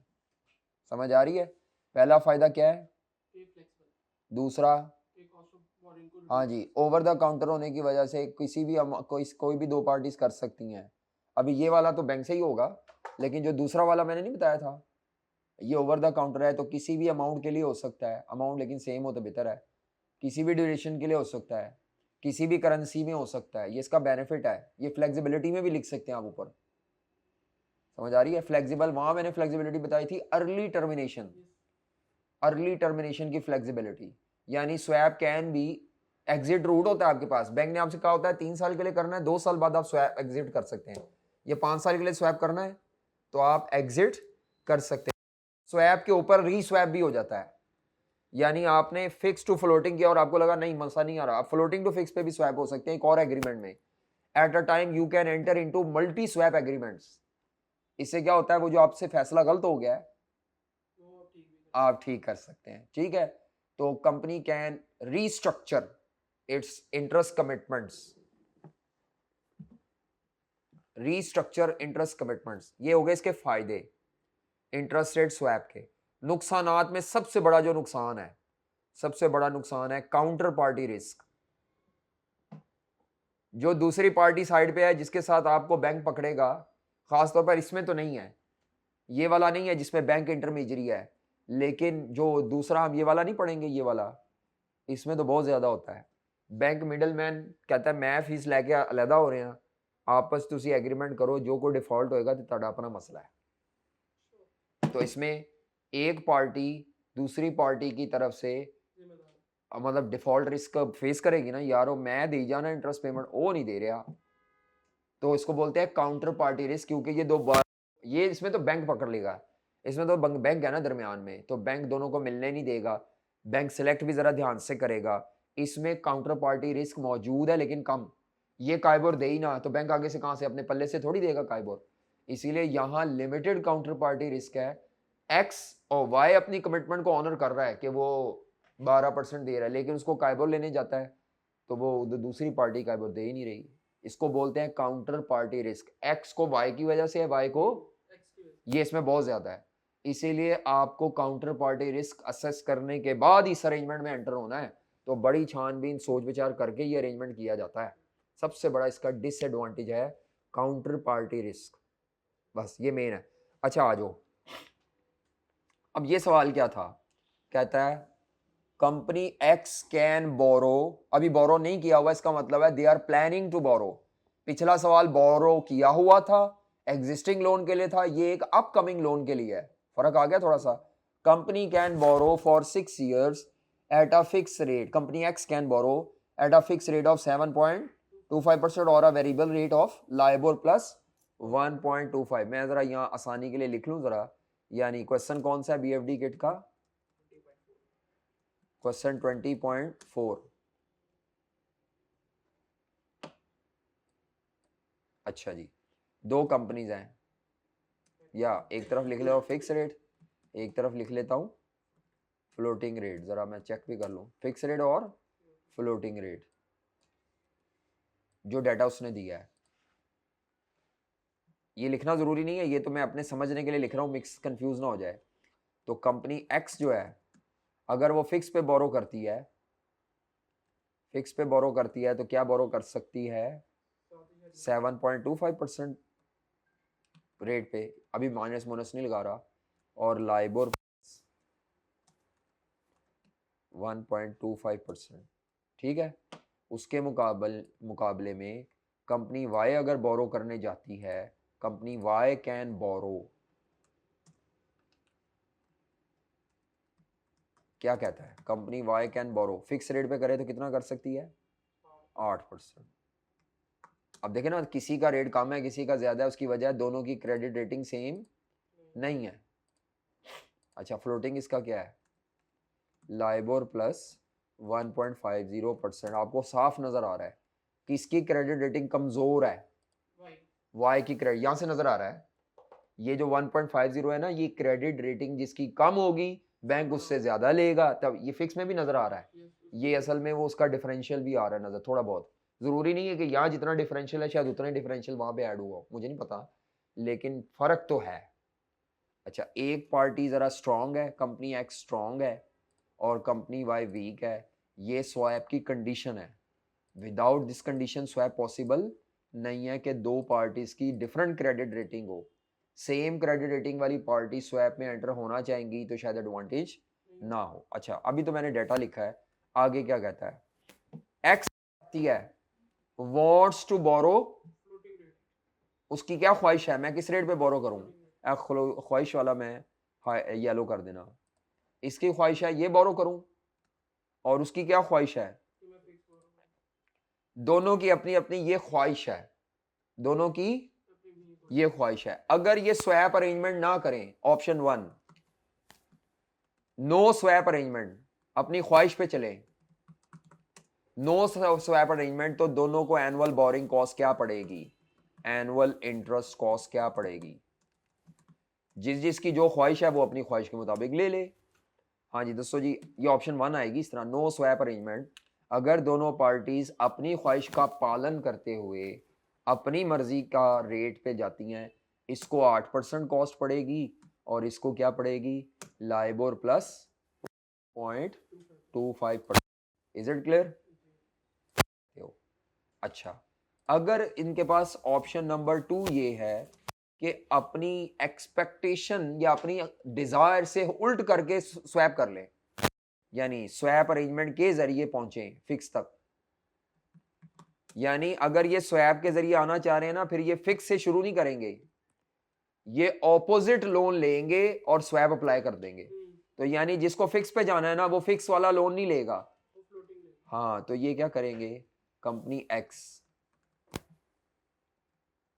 अच्छा ये 8% कौन सी कंपनी का था, ओहो मैंने उल्टा लिख दिया, चलो मैं इधर लिख लेता हूँ, कंपनी एक्स और कंपनी वाई, ये डिज़ायर क्या थी इसकी, दोनों की ख्वाहिशात अपनी अपनी थी, हम उनकी ख्वाहिशात का पालन करते हुए हम उनको वही रेट ऑफर करते हैं जो वो, या वो रेट ले लेते हैं, इसको कंपनी एक्स लाइबोर प्लस 1.25% और कंपनी वाई किस पे चली जाए, 8% पे। अब आ जाते हैं सवाल में, वही कंपनी एक्स नीचे चल रही है, अगर ये स्वैप अरेंजमेंट से जाएं तो ये फिक्स पे लैंड कर, फ्लोटिंग पे लैंड कर सकते हैं। कंपनी एक्स फ्लोटिंग करना चाह रही थी, क्या करना चाह रही थी, तो हम उसको फ्लोटिंग कहेंगे, पायन तुसी फ्लोटिंग डायरेक्ट ना करो, आप फिक्स लें और स्वैप में एंटर हो जाएं, पहुंच आप फ्लोटिंग पे ही जाएंगे, शायद आपकी कॉस्ट कम हो जाए। तो अब ये क्या क्या इंटरेस्ट पेमेंट करेंगे, actual interest payment against their Dzire, wish, अपनी विश के अगेंस्ट बोरिंग करेंगे, कंपनी एक्स फिक्स पे बोरो कर लेगी और इंटरेस्ट पे कर देगी, माइनस लिख रहा हूं, और वो क्या पे करेंगे, लाइबोर प्लस, बात समझ आई कि नहीं समझ आई, मैंने वैसे किया यही था, बस एमी घबरा गया कि वो बैंक छोटी पैसे क्यों अच्छा, अब स्वैप अरेंजमेंट है, ऊपर कुछ नहीं करना था, वो तो वैसे ही लेफ्ट में, हाँ ये करना था ना, उसने बोरिंग कॉस्ट में पूछा है सेविंग कितनी, जब तक आप विदाउट स्वैप पेयर नहीं ना करेंगे सेविंग नहीं बता सकते, खाली स्वैप का सोल्यूशन कर लोगे आधे नंबर है, या आधे नहीं तो पौने नंबर। तो स्वैप अरेंजमेंट, अब एक पार्टी किस पे जाना चाह रही है, ये वाली पार्टी फिक्स टू फ्लोटिंग पे जाना चाह रही है, ए वाली पार्टी फ्लोटिंग टू फिक्स ते जाना चाह रही है। तो मैं स्वैप अरेंजमेंट ते जिन्हों लाइबर चाहिए सी, ये लाइबर वसूल कर लेगा और ये लाइबर पे कर देगा। ठीक है, एक्सचेंज ऑफ लाइबर हो गया। ये डायरेक्ट खुद नहीं करेंगे, बैंक के जरिए करेंगे। Exchange of Liber via bank, intermediary bank. अच्छा, अब बैंक किसको आस्क रेट ऑफर करेगा, किसको बिड रेट करेगा। अब इसने एक रेट पे करना है, तो जो पे करने वाला है वो आस्क रेट पे करेगा, वसूल करने वाले को बैंक जो देगा वो बिड रेट देगा, दरमियानी बैंक दी जेब च जाएगा। तो exchange of bid and ask rate, exchange of bid and ask rate. Bid कहते हैं लो रेट को और आस्क रेट किसको कहते हैं, हाई रेट को। वो आपको रट्टा लगाना पड़ना है, रट्टा ना लगाएं, कॉन्सेप्ट समझ लें। कौन बिड दे रहा होता है, ओ नहीं, ये बिड वसूल कर रहा है, जो फिक्स टू फ्लोटिंग जा रहा है। जब सिंपल जो बड़ा है वो देने वाले ने पे करना है। अब मुझे कैसे पता चलेगा, मैंने तो ये साइन देख लिया ना कि इन्हें लाइबर वसूल कर लिया, इन्होंने देना पड़ना है कुछ ना कुछ। इसका प्लस लिखा हुआ है ना लाइबर, तो इसका मतलब है इसको देना पड़ेगा, ये ज्यादा देगा, वो वसूल क्या करेगा, कम। दरमियान का डिफरेंशियल कौन रख रहा है, बैंक। तो इसका मतलब है क्या रेट थे 6.27 6.30, तो मेरा ख्याल देगा 6.30 और वो वसूल क्या करेगा 6 पॉइंट। कई बच्चे 2 लाइनों में लिख लेते हैं, वो कहते हैं सर जी कंफ्यूज हो रहे हैं, तो कोई मसला नहीं, आपकी मर्जी है। अगर आप 2 लाइनों में लिखना चाहते हैं तो पहले ऐसे लिखेंगे, exchange of rate, exchange of या receipt of bid rate by company X from bank, ए लिखता होते। और ये क्या लिखेगा जिसने देना है, payment of ask rate by company Y to bank, intermediary bank. ऐसे भी लिख सकते हैं ताकि डाउट ही कुछ ना हो। अब आपका जो जवाब आएगा वो इफेक्टिव इंटरेस्ट कॉस्ट होगी आफ्टर स्वैप, उसकी n plus 0.98 है, इसकी 7 effective interest cost after swap. वैसे तो एक्सेल पे होना चाहिए, अब ये मसला ये माइनस, वो मेरे ब्रैकेट नहीं लग रही, चलो माइनस लिख दो। तो ये ए पहले देखिए, ए कितना आंदा है, वो भी पेमेंट है, 1.50 भी पेमेंट है, ये भी पेमेंट है। तो मेरे हिसाब से ये प्लस 1.50% दो बार ला लू के परसेंटेज में आ जाती है कि कहते हो, नहीं मैं गलत करता, सॉरी, मैंने जमा लेना था माइनस कर दिया, ये आ गया 7.80 की पेमेंट कीजिएगा। माइनस माइनस जमा नहीं होने, अच्छा वो पहले ही माइनस चाहिए जी, 7.80। और इसकी क्या कॉस्ट बन रही है, इसको लाइबोर देना पड़ेगा, माइनस है प्लस ਇਹਦਾ माइनस 7.25 ये बन रहा है, माइनस लाइबोर बनता पे पेमेंट, और वसूली क्या करना है 6.27। इनको नेट करना ज़रा, तो ये पेमेंट बनेगी 0.98%। लाइबोर भी पे करना है, तो दोनों क्योंकि माई पेमेंट्स हैं तो कोई मसला नहीं, हम ब्रैकेट में लिख सकते हैं लाइबोर प्लस। ज़रा चेक कर लेना, मैंने तो आप फाइंड आउट होता सी बचपन च, तो मैं इस तरह लिख लेता था कि भाई खोल के लिख लो ब्रैकेट उड़ा के, गलती कभी नहीं होगी। जो ब्रैकेट प्रेजेंटेशन के लिए दी जाती है ना, दो प्लस माइनस का साइन ही रखो।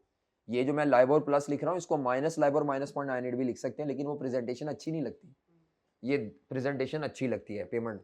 अब आप देखें आपकी कॉस्ट क्या पड़ रही है, इसका मतलब है जिस कंपनी को पहले 8% कॉस्ट देनी पड़ रही थी उस कंपनी को 7.8% देनी पड़ रही है, तो उसको कितनी कॉस्ट सेव हो गई, हाँ जी हो ही सेव।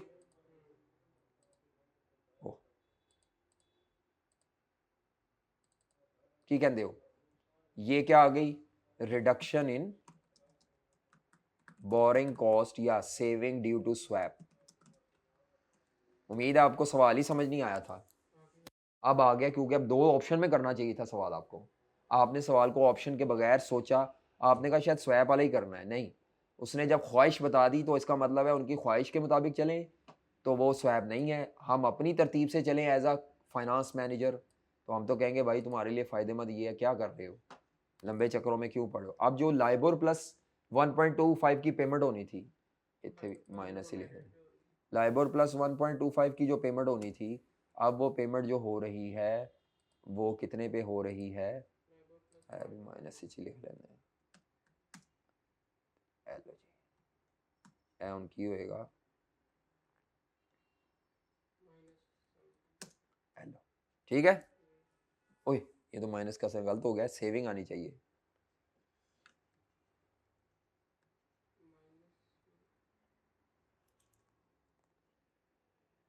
और प्लस फिर वो 7। ठीक है, क्या कहते हो, जो भी है वो आप ना भी वैसे करो, डायरेक्ट कैलकुलेटर पे करके लिख दो यार। ए कितना आंदा पॉइंट, लाइबोर था वो तो गया, वो तो पे होना ही होना है, पहले 1.25 देना था, अब 0.98 देना पड़ा है, तो मेरा ख्याल है 1.25% में से 0.98% माइनस करें, माइनस 1.25% की पेमेंट थी, अब 0.98% की देनी पड़ी, लेबो तो वैसे रहेगा, तो ये 0.0 समथिंग % की सेविंग है, उन्हें भी जमा करना है।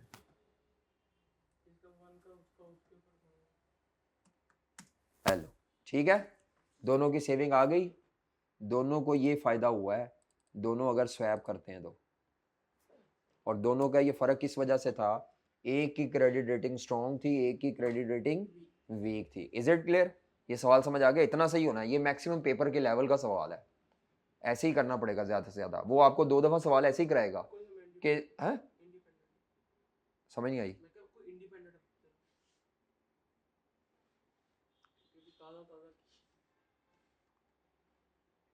हेलो पॉइंट ए करो,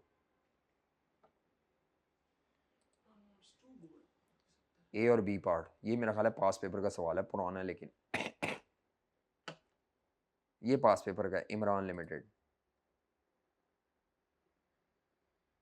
बस इसके बाद मैं आ जाऊंगा वो वाले स्वैप पे, केड़ा, विदाउट बैंक इंटरमीजरी।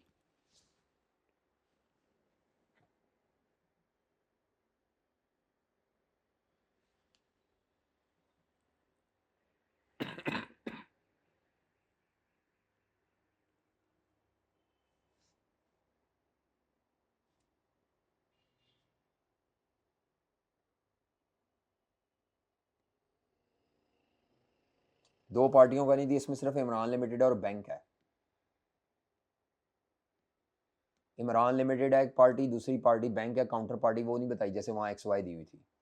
ये एक साइड का सवाल करना है, छोटा सवाल है हाँ, और उसमें रेट भी एक दे दिया है, बिड आस्क 2 नहीं दिए, खुद बता दिए कौन कितने % लेगा, क्या पे होगा, सिंपल छापना है। ऊपर वाला पार्ट परसेंटेजेस में करना है, नहीं अमाउंट करनी है, ये नहीं मुझे पता। नीचे नेट आउटकम निकालना है, ऊपर सिर्फ ये बताना है कितना एक्सचेंज होगा इंटरेस्ट। करें जी करें, शाबाश, इसको वो कर दें साइलेंट।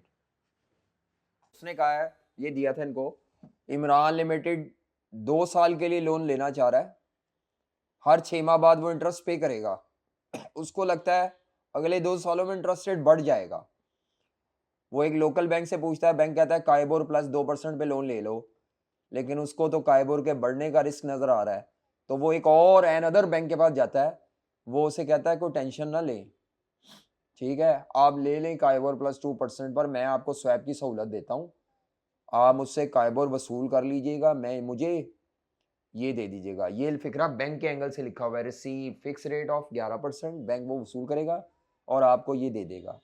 आपसे कहता है 6 मंथली इंटरेस्ट पेमेंट्स निकालें, साल की नहीं 6 मंथली, अगर स्वैप अरेंजमेंट हो, और उसके बाद नेट अमाउंट रिसीवेबल निकालें हर पार्टी की, हर पार्टी की, तो कोई मसला नहीं। अगर काइबोर कितने % हो, 13.5%, लेकिन ये रेट पर एनम होते हैं, तो मैं इसको सोल्यूशन को ऐसे प्रेजेंट करूंगा, हमारी कंपनी फिर फ्लोटिंग ले तो लेगी लेकिन फिर फिक्स पे चली जाएगी, उसको डर ये है। तो क्वेश्चन कौन सा है? 20.10। 13.5 वाले पे तो उसको बचत हो रही है कि असल में 5.4 दिनों से अच्छा जी, जुगाड़ है। बस अब आ जाए। हाँ जी, अब इसमें हमने क्या करना है, परसेंटेज में सवाल हल करना है। कंपनी का नेट आउटकम है और कंपनी क्या करेगी, फ्लोटिंग ले लेगी लेकिन फ्लोटिंग को स्वैप कर लेगी। जी, डर की वजह से। तो क्या है जी, सिचुएशन कुछ इस तरह से है कि एक्चुअल इंटरेस्ट पेमेंट, अस्सलाम वालेकुम, actual interest payment to original bank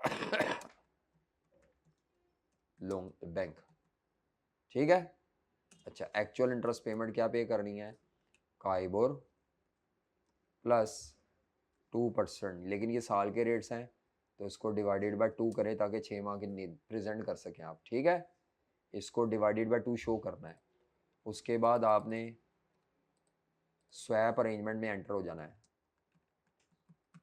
हाँ जी, स्वैप अरेंजमेंट। स्वैप अरेंजमेंट में क्या है, जो इन्होंने पे किया हुआ था, receive KIBOR from swap bank, जिस एन अदर बैंक,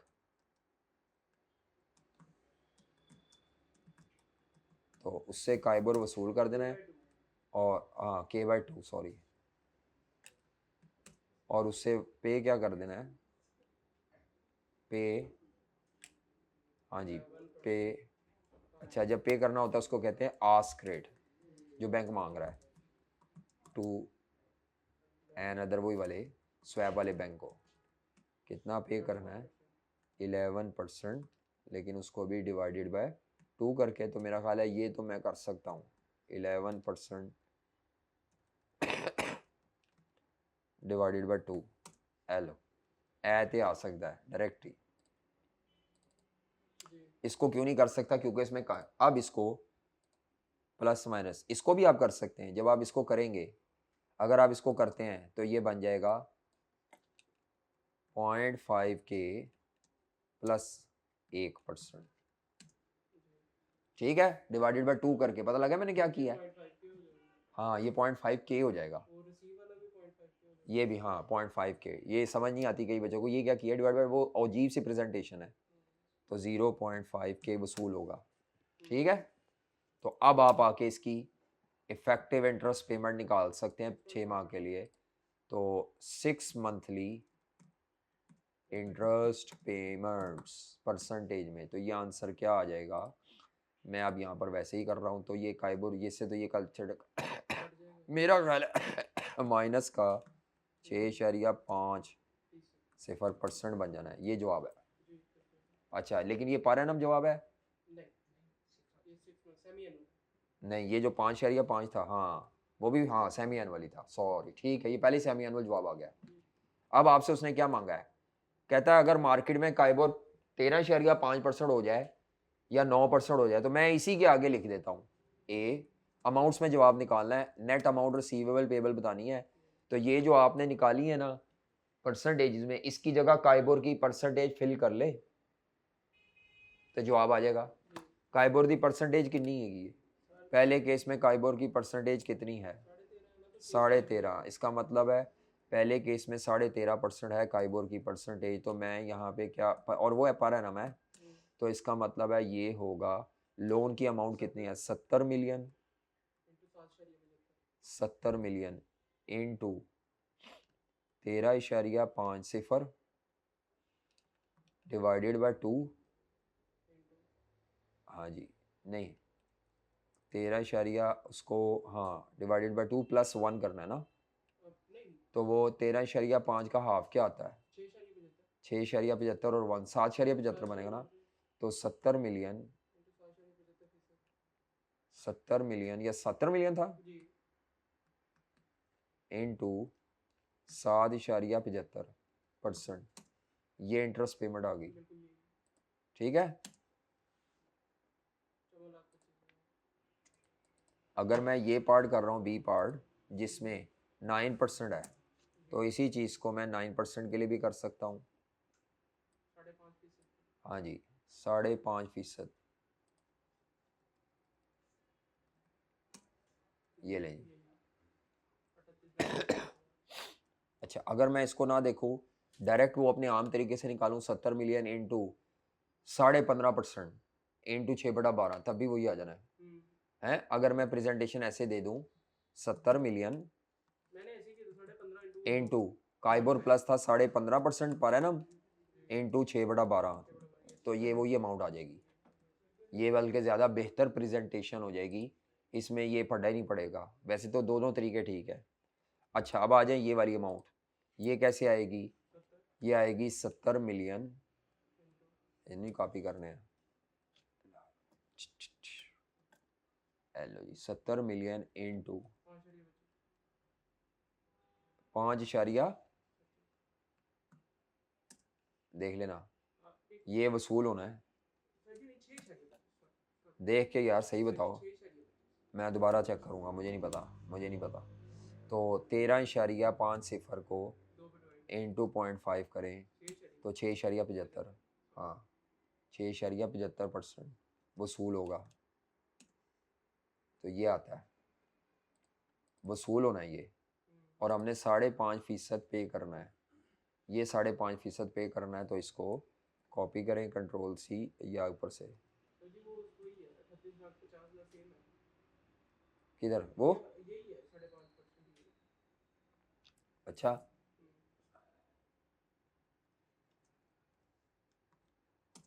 हेलो ये हमारा 6 माह का वो निकल आया। अब मेरा ख्याल है मैं जमा तफरीक करूँ तो शायद जवाब सही आ जाए। अमाउंट रुपीज़ में 45,50,000। अब इधर 3850 था, हमें 0.5 मिलना था, तो 0.5 आप निकाल लें, 9% का हाफ कर लें 4.5%, 4.5%। हेलो, तो तुसी पे कितना करना है? 9% और 5.5% पे करना है, वो तो यही आ जाएगा हैं। ऊपर वाला भी वही है, ये भी वही है। हाँ अच्छा 38 पे किया 31, लेकिन यहाँ इस केस में तो हमारा बेड़ा गर्क नहीं हो गया। चलो हेलो 38 देना सी, मेरा ख्याल है उनसे बहुत ही कॉस्ट बन जानी है। ये जवाब है जी। अच्छा, सेम जवाब आ रहा है। हेलो जी, यानी बताना भी चाह रहा है मार्केट जिधर मर्जी जाए, ये सारा कुछ रुपीज़ में है, अब परसेंटेज में नहीं है। अगर आप हेज ना करते तो आपको मार्केट वाला 38 देना पड़ेगा, लेकिन हाँ हेज किया तो 45 देना पड़ेगा जी लेकिन उधर 54 भी तो देना पड़ना था, लेकिन फिर भी आपको वही 45 54 देना, और अनसर्टेनिटी भी थी। इधर अनसर्टेनिटी ख़त्म हो गई, आपको पता लग गया मार्केट जिधर मर्जी जाएगी मैं यशी थे होवांगा, मैंने यही देना। आप अपने कैश फ्लोज को बेहतर प्लान कर सकते हैं, ये भी एडवांटेज है स्वैप का। ये तो किसी भी टेक्निक का एडवांटेज है कि company can plan it's cash flows in a better way. ये स्वैप सिर्फ फ्लोटिंग टू फिक्स का ये है, काइबोर वाले में तो आपको फिर भी अनसर्टेनिटी का सामना क्या करना है। चीज़? अगर आप फिक्स टू फ्लोटिंग पे जा रहे हैं, फिक्स टू, फ्लोटिंग वो आप खुद लेना चाह रहे हैं ना। हाँ, तो उसमें तो अनसर्टेनिटी पे आप फिर को हाँ, वो आप खुद जाना चाह रहे हैं, वो अनसर्टेनिटी आपकी अपनी गले डाली हुई है। ये लीजिए, ये इसका ए पार्ट था और ये इसका B1 और B2 था, ठीक है। अब आते हैं दूसरे स्वैप की तरफ।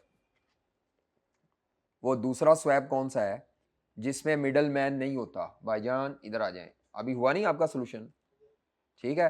अब हो सकता है कि पेपर में सवाल आए तो वो 5 साल के ये रेट्स दे दे काइबोर 5 साल का, तो आप इसके आगे 5 सालों के कॉलम बना लें, ये परसेंटेज एक ही दफ़ा आएगी, बस उसकी जगह के रिप्लेस करी जाए ठीक है। आया हुआ है पास पेपर में, विंटर 22 में या विंटर 20 में या विंटर 18 में या विंटर कहीं आया हुआ है, 5 साल के लिए मांगा हुआ है। एक दफ़ा परसेंटेज में करे, बाकी सारी क्या निकाल लो अमाउंट्स, और उसमें मेरा ख्याल है उसमें भी ऐसे ही सेम ही आ रहा है। तो मैं बता देता हूँ वैसे कब आया हुआ है, ताकि नहीं वहाँ थोड़े ज़्यादा नंबर है, शायद 5 नहीं है, ये तो ज़्यादा है ना, 5 साल के लिए अगर दे दे और 5 नंबर, नहीं ऐसा नहीं है, इतना जालिम नहीं है आई कैप, जालिम ज़रूर है लेकिन थोड़ा सा कभी कभार कम जालिम हो जाता है। जब उसने साल ज़्यादा कर देने हैं तो उसने आपको थोड़ा सा फैसिलिटेट करना है। जी, विंटर 8 में आया हुआ है ये इमरान लिमिटेड, ये 10 नंबर के लिए आया हुआ है इमरान लिमिटेड, ठीक है हो गया। सिल्वर भी है। ये विंटर 16 पार्ट ए ये है। ओके, रमजी। हाँ, रमजी कॉरपोरेशन, इसमें 5 साल के लिए और नंबर देखे ना 17 बीच में, ये थ्योरी भी है लेकिन चलो देख लेते हैं ज़रा। विंटर कौन सा है? 17 नहीं 16, 16 विंटर 16 नंबर 17। पहला ही सवाल है। हाँ, ये रिमजी कॉरपोरेशन 7 नंबर के लिए है और डेटा कितने साल का है? एक दो नहीं है, दूसरा तीसरा चौथा पांचवा। हेलो पाइन, तो ये इसमें वैसे है भी डिबेंचर, आपको डिबेंचर फ्लोटिंग रेट आ रहा है टीएफसी, और आपने उसको, बच्चे परेशान होते हैं डिबेंचर तो होता है नहीं, आई कैप कुछ भी दे सकता है, परेशान नहीं होना। ये आपका होमवर्क लिख लें, कल का होमवर्क है, इसको करके आना है आपने ए पार्ट, और स्ट्रक्चर यही फॉलो करना है। आई कैप का जवाब ना कॉपी करने बैठ जाना, बड़े लंबे तरीके से किया हुआ है। पहले परसेंटेज में डिस्प्ले कर लो, फिर उसी के मुताबिक आगे अमाउंट्स निकालते जाओ। विंटर 16 विंटर 16 क्वेश्चन नंबर 1 रिमजी कॉर्पोरेशन, ठीक है। अच्छा, अभी हमने कौन सा स्वैप पढ़ना है? इंटरेस्ट रेट स्वैप ही पढ़ना है, लेकिन ये वाला, हाँ जी, इंटरेस्ट रेट स्वैप, जिसमें बैंक एज एन इंटरमीडियरी नहीं। होगा तो सही, लेकिन वो आपको आमने सामने बिठा देगा, सारी पार्टीज को आमने, सारी तो नहीं, दो ही पार्टीज होती हैं, उनको आमने सामने बिठा देगा और कहेगा करो अरेंजमेंट, ठीक है। तो अब इसमें आपका ढांचा क्या होगा? इसमें सवाल का ढांचा क्या होगा? इसमें दो पार्टीज हैं, तो इसको ज़रा देख लें, इसका ढांचा क्या होगा। इंटरेस्ट रेट स्वैप,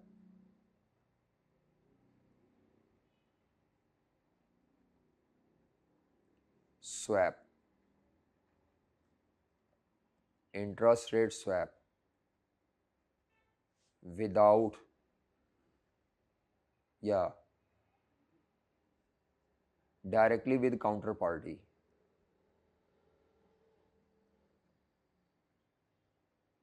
बैंक इसमें सिर्फ फीस लेता है, बैंक इसमें इंटरमीडियरी का रोल बहुत वो नहीं प्ले कर रहा, बस दोनों की मीटिंग कराने के लिए है कि बैंक आ जाओ मीटिंग कराइए, अपनी फीस खरी करेगा, ठीक है, समझ आ रही है।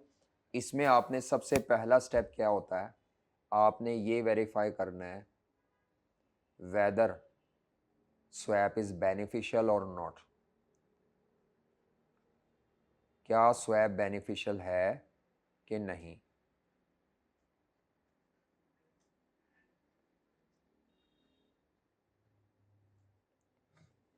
दोनों कंपनीज के लिए क्या स्वैप बेनिफिशियल है कि नहीं। नेट आउटकम का टेबल नहीं बनाना अभी, क्या स्वैप बेनिफिशियल है कि नहीं। अच्छा, अब ये कैसे पता चलता है, वो मैं ये इधर से ना सवाल को डाटा ही लेके आपको साथ साथ लेके चलता हूँ, क्योंकि अदरवाइज आपने गुम हो जाना है। कोई एक सवाल मैं पकड़ लेता हूँ, यहाँ पे एक ही सवाल आया हुआ है, ये मेरा ख्याल है यही वाला, नहीं ये वाला है, हाँ ये सवाल 20.3 कहता है, पढ़ रहा हूँ, ये टेबल ज़रा ध्यान से देखना है, कहता है entity A has credit rating and entity B has triple B credit rating. अच्छी किसकी है? Double A. हाँ, मैंने कहा था ट्रिपल ए सबसे बेहतर रेटिंग होती है, उससे हल्की होती है क्रेडिट रेटिंग, डिफॉल्ट रिस्क होता है थोड़ा सा, डबल ए फिर सिंगल ए फिर ट्रिपल बी, तो बी की रेटिंग कमजोर है। Both company wants to raise same amount of long term debt, ठीक है, सेम अमाउंट लेना चाहते हैं। Entity A wants to borrow at floating rate of interest, wants to borrow, अगर ये स्वैप पे नहीं जाते तो अपनी ख्वाहिश का पालन करेंगे, और अगर स्वैप पे जाना है फिक्स नहीं। तो फिक्स लेके फ्लोटिंग पे स्वैप करेंगे, ठीक है। तो entity A wants to borrow at a floating rate of interest and entity B wants to borrow at a fix rate, यानी एक फ्लोटिंग पे लेना चाह रही है और एक फिक्स पे, और ये रेट्स दे दिए दोनों के। बी का देखो ये ज्यादा है क्योंकि इसकी क्रेडिट रेटिंग कमजोर है, उसकी क्रेडिट रेटिंग अच्छी है, तभी लाइबोर के ऊपर कम ऐड हुआ हुआ है। कहता है a bank has identified an opportunity to arrange interest rate swap within the companies, it would expect to receive profit margin on arrangement of 0.1% of the notional principal, जो भी amount होगी उसका ये क्या ले लेंगे 0.1%. The remaining benefits of the credit arbitrage would be shared equally between two parties. यानी जो भी स्वैप से बेनिफिट है बैंक ने उसमें से 0.10 लेके साइड पे हो जाना है, बाकी स्वैप के बेनिफिट दोनों पार्टी में हाफ हाफ शेयर होंगे. समझ आ रही है? अब ये कितनी अमाउंट बनेगी, हमने अमाउंट्स में नहीं करना, हमने गेम परसेंटेज में ही सारी सॉल्व करनी है. अमाउंट में करना है तो आपको अपनी तरफ से कोई ना कोई अमाउंट एज्यूम करनी. वैसे स्वैप का सवाल अमाउंट्स में नहीं होता, परसेंटेज में ही होता ज़्यादातर. कहता है कभी मांग ले तो मांग ले, explain how interest rate swap might be arrange and show the effective interest rate that will be paid by each entity as a result of swap. तो उसने रेट्स ही मांगे हैं और हर एंटिटी की स्वैप के इंटरेस्ट रेट अगर अरेंज हो तो क्या कॉस्ट पड़ेगी, ये मेन रिक्वायरमेंट है. अब आप आ जाएं तो सबसे पहले आपने ये देखना है 0.1% दोनों से ले लो. ईच पार्टी नहीं लिखा हुआ, लेगा यानी 0.05. वो कर सकते हैं. अगर आपने ईच पार्टी को चार्ज करना है तो 0. ईच पार्टी नहीं ना लिखा, इसका मतलब है ओवरऑल में से ले लेगा. तो भावें हम तुसी आधे कर लो ना दो, वैसे बेनिफिट इक्वल हो रहे हैं तो कॉस्ट भी इक्वली चार्ज होनी है दोनों को. पागो बेवकूफ़ी होगी कि अगर आप उस हाँ, या वो कह देता कि जो बेनिफिट्स हैं एंटिटी ए 75% बेनिफिट इंजॉय करेगी क्योंकि उसकी क्रेडिट रेटिंग अच्छी है, एंटिटी बी 25% इंजॉय करेगी. फिर हो सकता है कि वो फिर भी मैं वैसे ना बताया तो इक्वली करता हूँ, लेकिन आपको बता सकता है कि जी कॉस्ट भी इक्वली इसी रेशियो से शेयर होगी, वो उसकी मर्जी है. फिर वो नॉर्मली ईच पार्टी लिख देता होता है कि इससे इतने लेगा, इससे इतने लेगा. ठीक है. अभी बैंक ने कहा भाई मैंने आपसे ओवरऑल जो भी बेनिफिट है उसका 0.1% लेना है, बाकी आपका है, आप दोनों एंजॉय करें जितना मर्जी करो. उन्होंने आपस में कैसी बराबर बराबर कराएंगे, दो में पार्टनर है.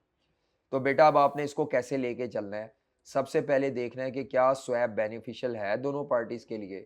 तो एक तो लेंथी सोल्यूशन है कि आप पहले उसके इंटरेस्ट कॉस्ट विदाउट स्वैप निकालें या वो करें, या ऐसे कर लें. दो सोल्यूशन के तरीके हैं, दोनों में से जो मर्जी करें. मैं जो करता हूँ वो बता दूंगा, दोनों तरीके चलते हैं. मेथड नंबर 1, हाँ जी, मेथड नंबर 1 क्या है जो कि नॉन प्रोफेशनल नहीं है लेकिन फिर भी चलता है, ये भी चलता है कि आपने भी शायद किया हो. आप उनकी कंबाइंड इंटरेस्ट कॉस्ट निकाल लें एज पर विश, जिसको एज पर विश का मतलब है विदाउट स्वैप. और आप इन दोनों की कंबाइंड कॉस्ट निकाल लें अपनी विश के अगेंस्ट जाके. विद स्वैप का मतलब होगा अपनी विश वाला नहीं लेंगे. इस मेथड में विश बताना एग्जामिनर को जरूरी है, और अगर एग्जामिनर ने विश ना बताई तो मेथड 2 लगेगा जो कि यूनिवर्सल है. तो मैं मेथड 2 का हामी हूँ, यूनिवर्सल मेथड, क्योंकि इसमें तो विश बता दिया ना, ये करना चाह रहा है, वो करना चाह रहा है. विश नहीं बताता, कई दफ़ा विश बता दे तो फिर तो ठीक है. अब ज़रा मुझे बताना, अगर ये अपनी अपनी ख्वाहिशात के मुताबिक लोन लेते तो एंटिटी ए कौन सा लेना चाह रही थी?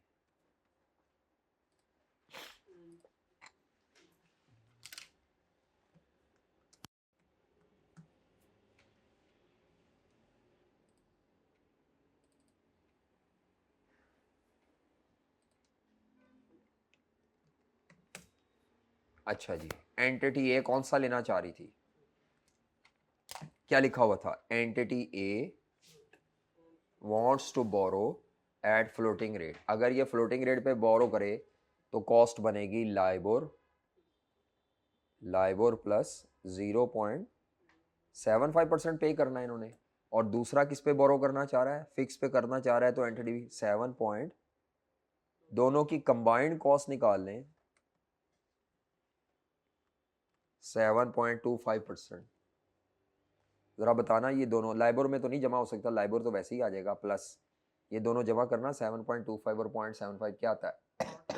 8% आता है. हाँ ठीक है. अगर ये स्वैप अरेंजमेंट ना करे तो दोनों की, क्योंकि दोनों ने बेनिफिट लेना है, दोनों की कंबाइंड कॉस्ट है लाइबोर प्लस. इस मेथड में उसको विश बताना ज़रूरी है, कौन सी कंपनी क्या विश कर रही है. विश नहीं बताएगा तो ये मेथड फ्लॉप है, फिर मेथड 2 यूनिवर्सल है. और मैं वही करूँगा बार बार, ये मुझे पसंद नहीं है. हालांकि ये आसान है, कोई मसला नहीं है, लेकिन इसके लिए विश के मोहताज हैं आप, वो बताए. अच्छा, अगर वो विश पे नहीं जाते दोनों अपने अपने ऑपोजिट लेते हैं फिर स्वैप करते हैं। मसलन जिसने फ्लोटिंग लेना था वो फिक्स ले लेता है, यानी जिसका ऊपर मैंने फ्लोटिंग लिखा है वो फिक्स ले लेता है, जिसका फिक्स लिखा है वो फ्लोटिंग ले लेता है और आपस में स्वैप कर लेते हैं। अच्छा मुझे बता, तो क्या था? LIBOR plus %। अब देखो, और आपस में एक्सचेंज कर लेंगे इंटरेस्ट पेमेंट्स वगैरह जो होती हैं। पूरा टेबल नहीं बनाना, बस ये आप देख लें कि स्वैप करके, मतलब ये एक्चुअल बोरिंग ये करेंगे, बाद में स्वैप हो जाएगी, कोई मसला नहीं। तो अब मुझे बताना जरा क्या आता है लाइबोर प्लस, इसका मतलब है without swap they are paying LIBOR plus 8%।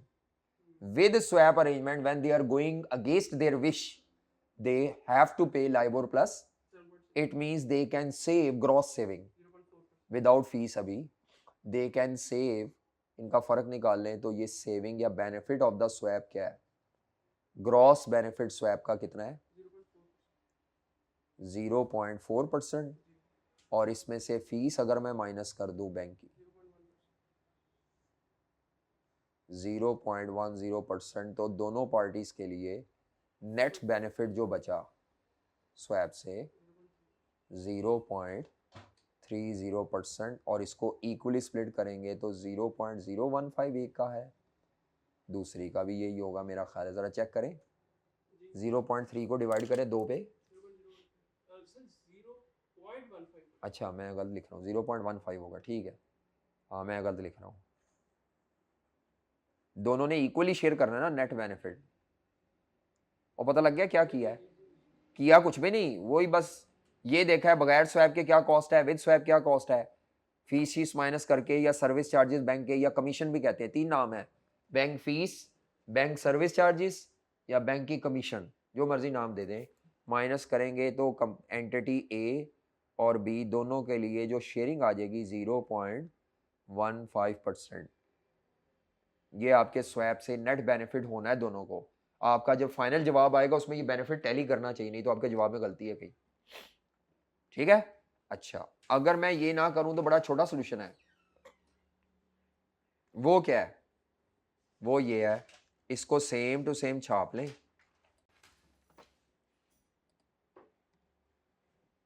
छोटा सोल्यूशन है, बड़ा शॉर्ट है। सेम छाप लें टेबल को जैसे दिया हुआ है, फिक्स रेट का डिफरेंशियल निकाल लें और फ्लोटिंग का डिफरेंशियल निकाल लें। फिक्स में से फिक्स माइनस करें, वेरिएबल में से वेरिएबल माइनस करें, जरा क्या आता है? और जो आंसर आएंगे उनका भी आपस में फिर डिफरेंशियल निकाल लेना। डिफरेंशियल्स का डिफरेंशियल जी, इसमें विश की जरूरत नहीं होती, डिफरेंस निकालना है 0. बस प्लस माइनस वो नहीं, जो वो आपने माइनस माइनस नहीं लिखना, 0 बस। डिफरेंशियल का मतलब है प्लस माइनस नहीं लिखना। और इधर कितना है? 0.50। लाइबोर तो कैंसिल हो जाएगा ना। और इन डिफरेंशियल का डिफरेंस निकालें, ये आ गई ग्रॉस, इसमें से फीस माइनस करें। हेलो जी, हाँ ये जल्दी हो गया ना, और इसमें विश की भी जरूरत नहीं है। नो डाउट कई बच्चों को ये कॉन्सेप्ट समझाना जरा मुश्किल है कि गीता की है वो डिफरेंशियल वही बन रहे हैं, लेकिन इसमें आसान है, जरा जल्दी हो जाएगा सोल्यूशन। और ये प्रोफेशनल भी और ऐसे ही होता है ज़्यादा।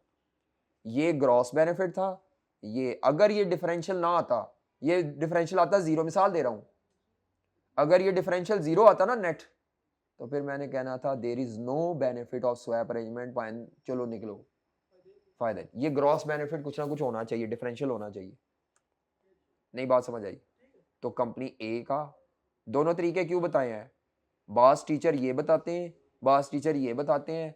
और आप अगर कभी कोई लेक्चर सुन रहे हो किसी टीचर का, तो आप कहें अब सर ने पता नहीं की कराया है, तो आपको शायद ये उस वक्त आसान लगे, मैंने ये करवाना है, मैं ये फॉलो करूंगा, इसमें ये विश बता भी नहीं रहा केड़ा कौन सा लेना चाह रहा है, चक्कर ही कोई नहीं, बस डिफरेंशियल निकालें, इसमें no need of the wish.